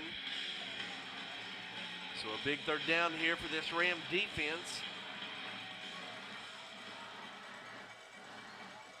Bulldogs come out with 2 receivers here to the near side. Quarles is the outside receiver. Beaulieu's looking in his direction. Now he's going to go into the seam. Quarles came back underneath, and the pass is incomplete. I think it was a good throw, and Yeah. Quarles just drops it, unable, and he's right at that 1st down marker. That's a game changer. It's 4th and 9, and plenty of time on the clock, so Coach Meredith's going to send his punt team on. And I think you're in absolute fake potential territory. Noah Hill back deep for Owasso. As Reed will kick into this wind, and it is a short punt. Bounces at the 39, but gets a memorial bounce down to the 25. And out of bounds, where the Rams will come out and take over. 1st and 10. Well, if you didn't hear earlier, the Owasso Lady Rams win in the 1st round of state softball, Class 6A, as they defeat the Stillwater Lady Pioneers in a back-and-forth contest. But it's the Lady Rams who come out on top 10-8, moving them into the semifinal tomorrow at 1:30. They'll play the Mustang Broncos. They defeated Bartlesville 6-5. Edmond Memorial beat Broken Arrow 6-0. So Owasso, the lone East Side team, left headed back defending their state championship. Handoff to Hall up the middle. He dances around some defenders and is near the 35-yard line. Really good to see Jaden Hall back in the backfield, as we were unsure what he got shaken up with earlier. 9 yards on the play, 2nd down. I think you called it probably just a stinger, which you're grateful for. Hall again on the carry, breaks to the outside, puts his head down, crosses the 40-yard line to the 42, and that'll be enough for a First Bank of Owasso 1st and 10. Well, we talk about it. This is that point in the game where all of those runs and leaning on that defensive line, this is where you start to feel that, start looking for a couple hands on the hips up front for these defensive linemen. Flag on the play here. Back in the secondary. Illegal substitution.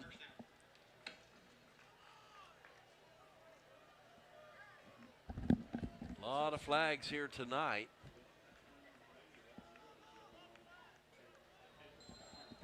So it'll be 1st and 10, Owasso at their own 42-yard line. 8 minutes on the clock. Direct snap almost to Hall. He gets about 6, maybe 7 on the carry. That'll bring up 2nd down. Give him 8. 8 yards, 2nd down. It's been pretty amazing how just the direct snap to Hall has been so effective all year long. Because it's really not that much of trickeration other than I guess you just get it in Jaden's hands so much quicker. Grant, now you got Zafaris in the game. He takes a handoff, runs to the right, finds a seam, puts his head down, and bulls his way forward. Zafaris over the right side. Good enough for a First Bank of Owasso first down. Down and 10.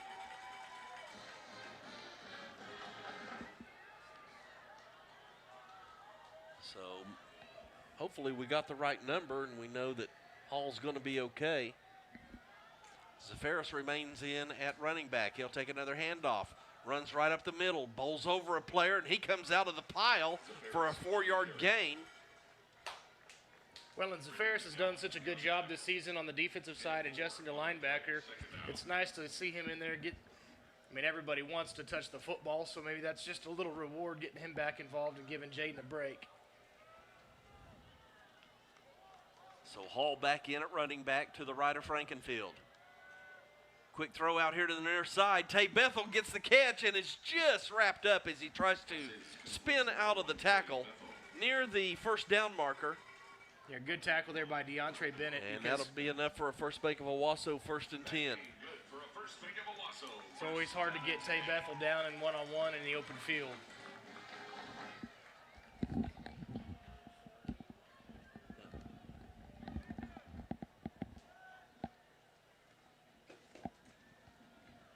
Frankenfield, handoff to Hall.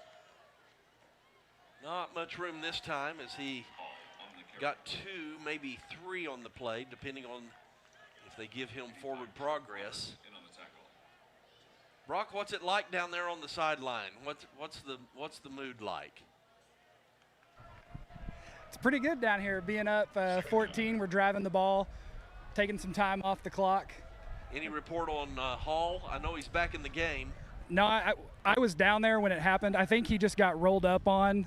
Didn't look too bad. Trainers came in and immediately got him up. Like I said, he's back in the game. He's had a couple good, really hard 3-4 yard runs. So look to see him continue. They'll probably work on getting Chris back in there some too.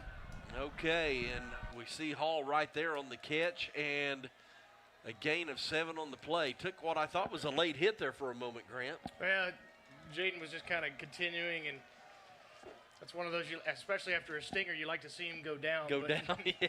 But he kind of continued the play just a little bit. So Zafaris now back in at running back. He'll take a handoff, runs to the left side, runs over a defender on the outside, and Zafaris is knocking defenders around before he's knocked out of bounds. He went through 1, 2, nearly 3 guys. Love watching this guy run. You talk about the thunder and lightning combination. He's the thunder for sure. He'll stay in the game. Colby Whiteman and Noah Hill will re-enter. 5:12 on the game clock. Rams leading 28-14. Handoff to Zafaris. He didn't find a hole, so he just tried to make his own. Gain of 3, maybe 4 on that carry. This has been one of those very methodical drives as the offensive line has really taken control up front.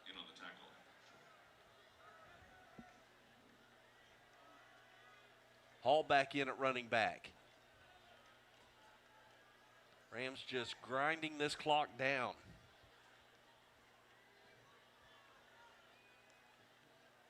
Frankenfield back in the pocket. The fade pass over on the far side, and Julius Wilson just shy of making an outstanding catch, unable to come down with the reception. What an effort by J-Dub.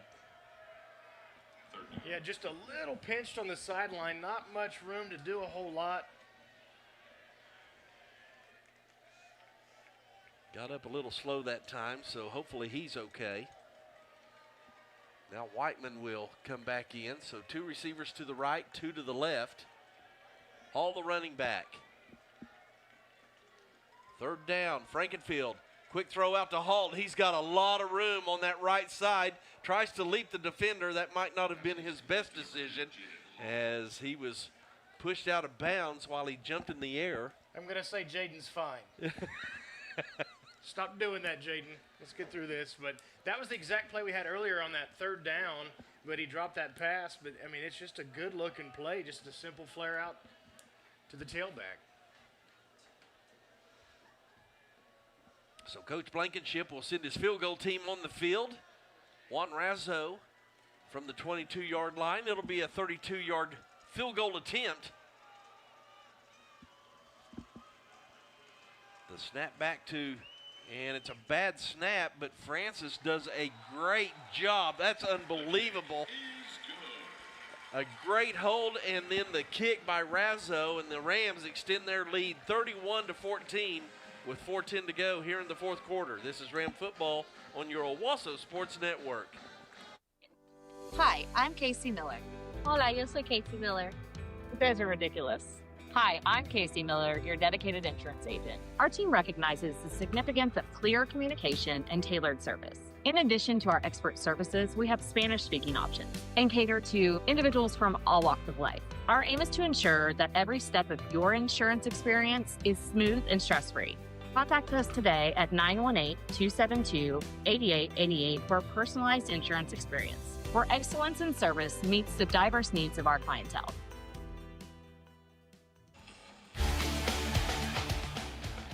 Welcome back to the Christian Brothers Automotive broadcast booth. Rams with a 12-play, 59-yard drive, but more importantly, a 4-minute, 18-second drive off the clock. And to make it a 3-score lead. Yep. Razzo, who's been essentially perfect all season. He's been a huge addition. And he'll kick it off into the end zone, and it'll be a touchback for the Bulldogs to start 1st and 10 at their own 20-yard line. Grant, your thoughts now as we get ready for the final 4 minutes of this ball game. Well, you saw the Rams come out in the second half and start kind of still throwing the football and doing things. Then they started leaning on this offensive line and Jaden Hall, and you start to see that pay off.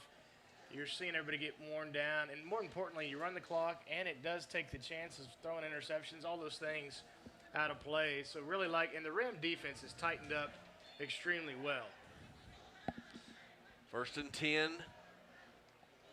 Bulldogs, quick throw out to the right side, and Booker makes the catch. Boy, A.J. Roberts read that again. Force him perfectly. Out of bounds. Just unable to come up with the tackle in the backfield. They'll give him about 7 on the play, brings up 2nd and 3 as we're under 4 minutes. Clock rolling.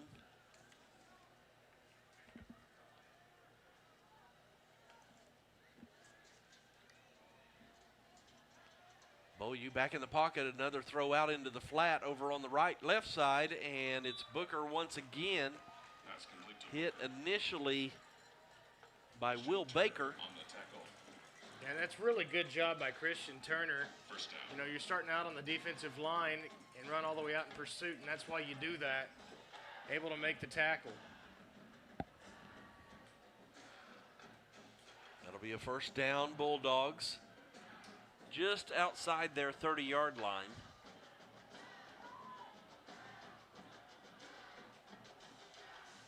Beaulieu in the pocket.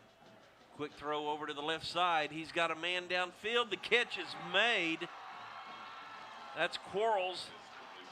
And then he wants to talk about it to A.J. Roberts there for a moment. But Roberts really with a good tackle to keep Quarles from busting one to the end zone. Well, and that's a perfect pass by Beaulieu to hit him in stride.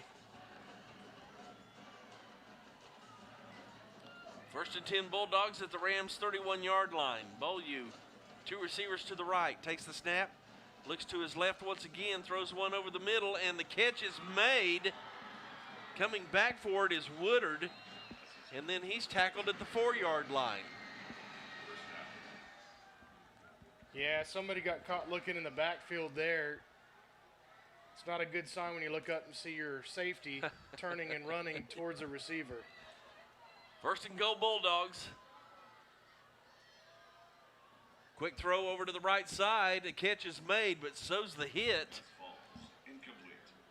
Actually, the ball falls incomplete that time. And Shawnick comes up a little bit woozy. Somebody might want to check on him. He took a pretty good shot. Clock stopped at 2:10. Second and goal.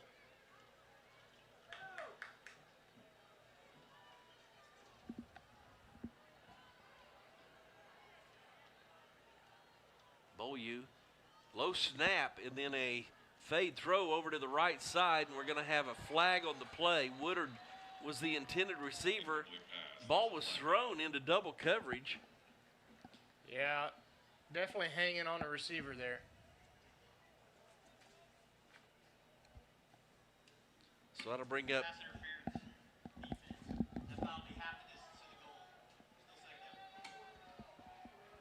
I think that was Zarin McGill. Just got a little bit caught hanging on the jersey.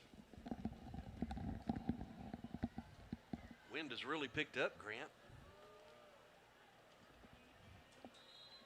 Quick to the line. They're going to run a tight formation. Beaulieu looking to his left, throws it to the seam, and it was Quarles who just fell backward into the end zone, and it's a touchdown, Bulldogs. It'll be interesting here to see what the Bulldogs do. I would think they would have to onside kick.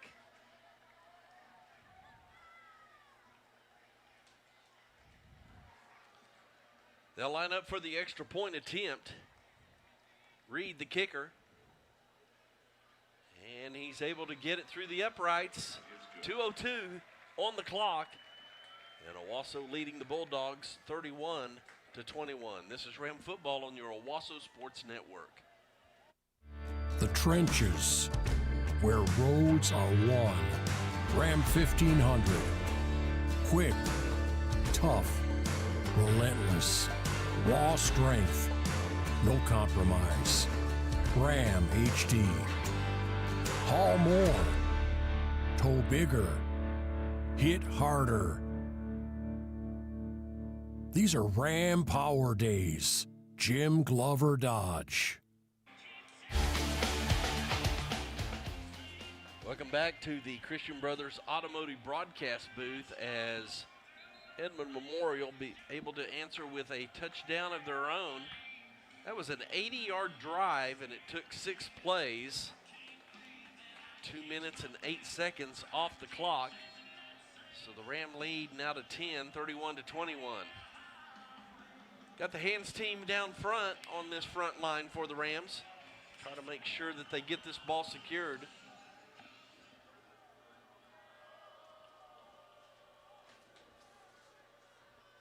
Now Edmond Memorial does the hokey pokey. There's the onside. Bounces right in front. I believe that's Peyton LeGrand. Peyton LeGrand with the cover. So the Ram offense with an opportunity here to come out and work this clock down, run a couple of first downs, and try to maintain their position on top. Grant, when you look at the rest of this schedule, I mean, you never want to say anything is easy, but they've been through the grind, as Owasso will be on the road next week at Edmond Santa Fe. It'll be an interesting game against Norman North. By the way, don't just overlook Edmond Santa Fe. Their record can be deceitful. They have some really good athletes on their ball club. Frankenfield hands the ball off to Hall. He'll dance around behind his lineman and then might have a gain of 1 on the play. The remaining schedule, Edmond Santa Fe, Norman North, and UConn. If the Rams can take care of those 3 games, they should get a first-round bye. Second down and 9 from the Owasso 44-yard line. 1:30 left on the clock. Frankenfield taking his time, looks back at the sideline for the play call. Should just be a handoff to Hall. Nope. Going to throw it out quickly to Tay Bethel. Tries to shake a defender. Gets back to the outside, and he'll be tackled into Bulldog territory.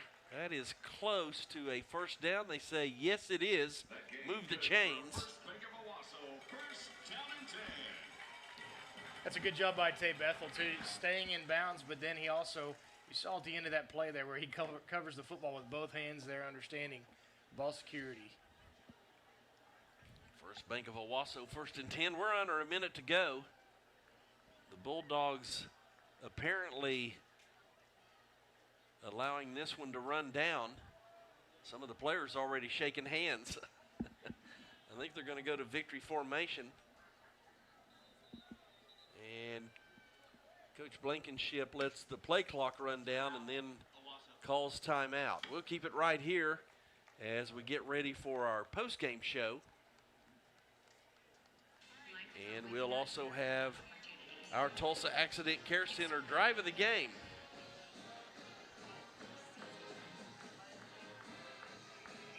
Don't forget, tomorrow we'll be bringing you action from Oklahoma City. It'll be the Lady Rams in softball action as they will face Mustang. That's a 1:30 ball game. You can catch that here on your Owasso Sports Network. Great night for football, huh? Yeah, I mean, it really is the first night. It's really felt like fall. Yeah. It's nice to have a breeze, and some people out here wearing some pullovers. That's kind of nice to see. Of course, I'll be complaining in about 3 weeks when I'm wearing the jacket, the hoodie, and earmuffs. 37 seconds left on the clock before the Rams can wrap this up.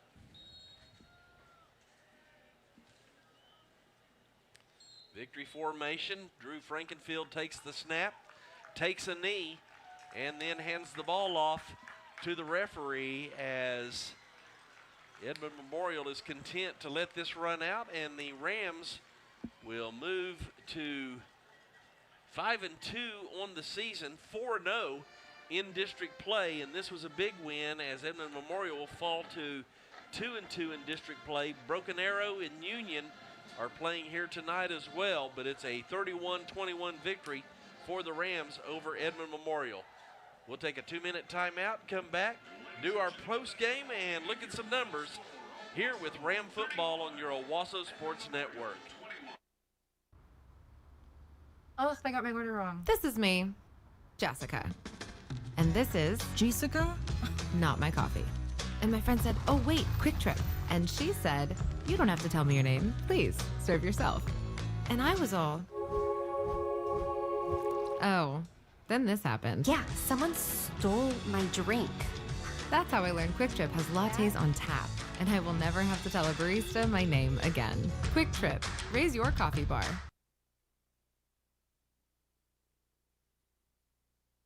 There's barbecue, then there's barbecue. Trails Inn is the barbecue headquarters of the Owasso Rams. Owner and longtime Ram fan John Cash uses locally sourced ingredients, and their meats are cooked low and slow over pecan hardwood. Trails Inn Barbecue serves smoke-blasted barbecue that is long on flavor and short on pretense. Trails Inn Barbecue is here for all your dine-in and catering needs. Trails Inn Barbecue, located at 8888 North Garnett Road in Owasso. Proud supporter of Owasso Athletics.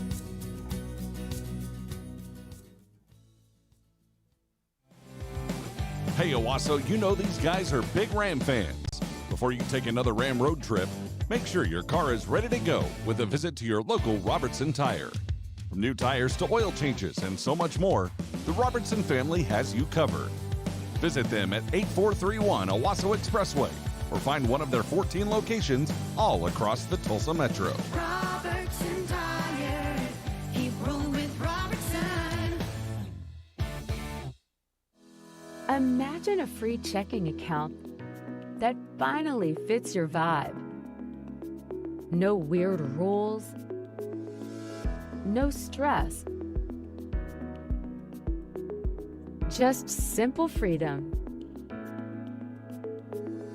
Visit okcu.org to learn more.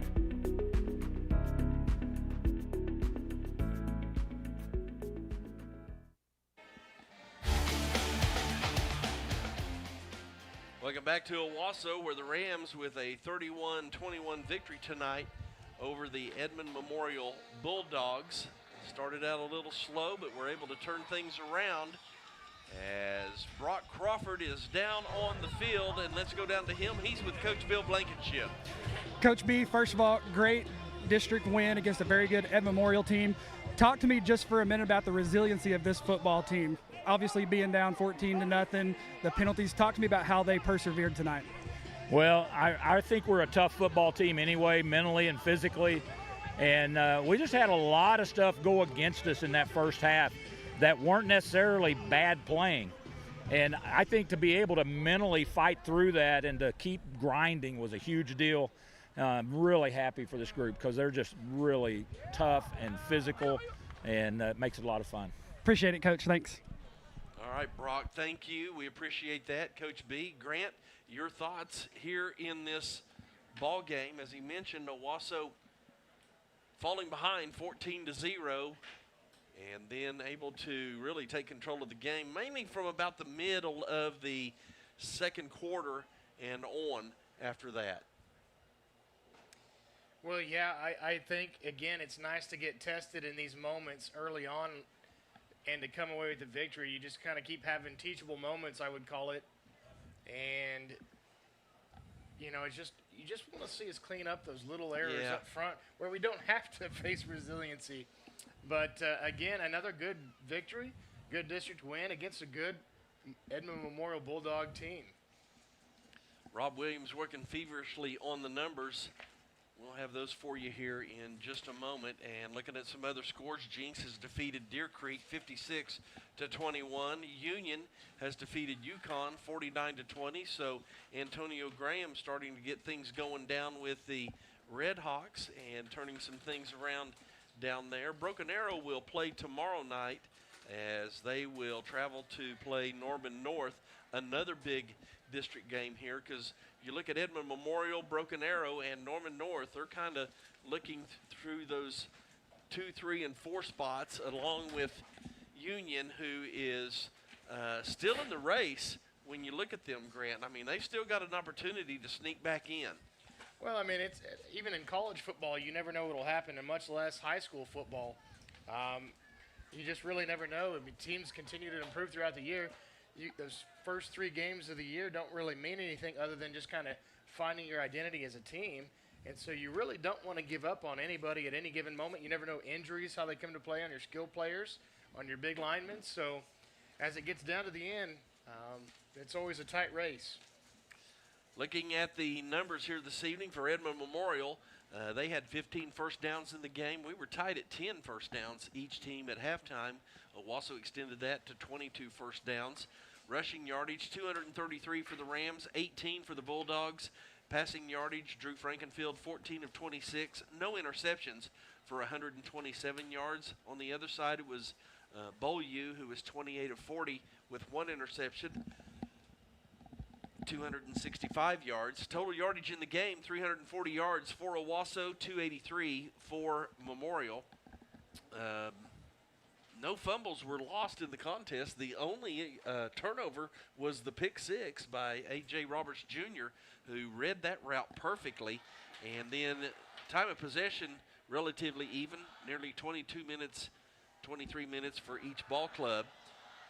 Third down conversions, Owasso 6 of 13, Edmond Memorial 5 of 11. Owasso was 2 of 4 on 4th down, and Edmond Memorial was unable to convert their lone 4th down. Looking at the rushing on the night, boy, there just wasn't much going on for Edmond Memorial as Owasso had that sniffed out all night long. Quarles had 5 carries, most of that on a jet sweep for 5 yards. Beaulieu had 4 carries for 4 yards. Booker had 9 carries for 13 yards and a touchdown. McComb with 1 carry and Woodward for 1 carry as well. Beaulieu did continue to throw the football around the field. Quarles was his primary receiver, 11 receptions for 108 yards. Touchdown there in the fourth quarter. That was a 5-yard touchdown reception. Woodard with 4 receptions for 47 yards. Shawnett 4 receptions for 35 yards. Massey with 3 catches for 32. McComb with 1 catch for 4 yards. And Booker with 3 catches for 15 yards. On the other side, it was Jaden Hall, 30 carries on the night. Gosh, Grant, it didn't seem like he had that many carries, but he continues to be the workhorse in the backfield for this Owasso Ram Ball Club. 30 carries for 164 yards, 2 touchdowns, both of those in the second quarter. Frankenfield with 7 carries for 39 yards and a touchdown. Noah Hill with a carry and Bethel with a carry, along with Chris Safaris, who came in the fourth quarter with 4 carries, a little bit of relief for Jaden Hall, and 16 yards. Looking at the receiving yards for Owasso, it was Colby Whiteman with a reception for 6 yards. Julius Wilson, 5 catches on the night for 34 yards. Tay Bethel, 5 catches for 50 yards. And Hall with 3 catches for 18 yards, 107 total yards in the air tonight in this Owasso Ram victory. And that takes us to our Tulsa Accident Care Center drive of the game. I'll let you pick yours, and I'll give you mine. I mean, I don't know that I want to call it the drive of the game, but if you went with a play of the game, I think you'd have to go with the A.J. Roberts pick. Owasso had already regained the momentum. They trailed 14-0 in the first half before tying it up at halftime. The Rams come out, put together a nice drive, 7 plays for 62 yards. That was Frankenfield's touchdown run. But then the Rams, who were stopped on 4th down, you felt like that was an opportunity for Edmond Memorial to get some momentum as their offense comes out onto the field. And we talked about this in the first half, where we just felt like if somebody jumps that route, they're going to have an opportunity, and that's exactly what A.J. Roberts Jr. did. It was a 24-yard pick 6. He read it beautifully, made the catch, and he was to the end zone really before anybody on the Edmond Memorial side knew what happened. Yeah, I think that's our biggest play of the game for sure. If I had to pick a drive, you're going to laugh at me, but there in the fourth quarter, you only come away with 3 points, but I think it was 4 minutes and 18 seconds. Yeah. And just doing that, that was kind of the wearisome drive of the game. It felt like to really put this game to a 3-score lead and kind of put it out of reach. Tonight's drive of the game brought to you by Tulsa Accident Care Center, getting you back in the game after life's biggest hits. Tulsa's best auto injury recovery starts at Tulsa Accident Care Center. And that brings us up to our part, the Maori Funeral Service final word. Your general thoughts overall on this game? Yeah, definitely did not start fast.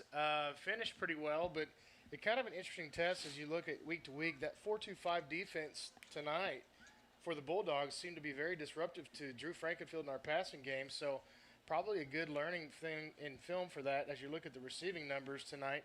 You know, just not as what we usually see. No big plays for the Ram offense tonight. You can't count on big plays, and I think that was a good example of kind of just trying to get out there and do your job.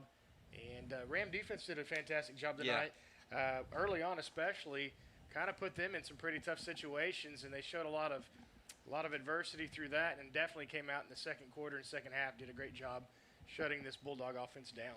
Rams will be on the road next week at Edmond Santa Fe as they take on the Wolves. That'll be a 7 o'clock start time down at Edmond, so be sure and join us for that broadcast. But before that, we've got one tomorrow as the Owasso Lady Rams will be taking on the Mustang Lady Broncos. That's a 1:30 game. We'll be bringing you that bonus action as well, so be sure and join us as it is here tonight. It's Owasso 31, Edmond Memorial 21. Want to thank you for listening here with us tonight. Want to thank our wingman and our stat man, Rob Williams, for our Owasso Sports Network crew. Brock Crawford, Johnny Dash doing a fantastic job. And here in the booth, Grant Mowry, I'm Steve Mowry. This has been a production of your Owasso Sports Network. Have a great weekend, everyone.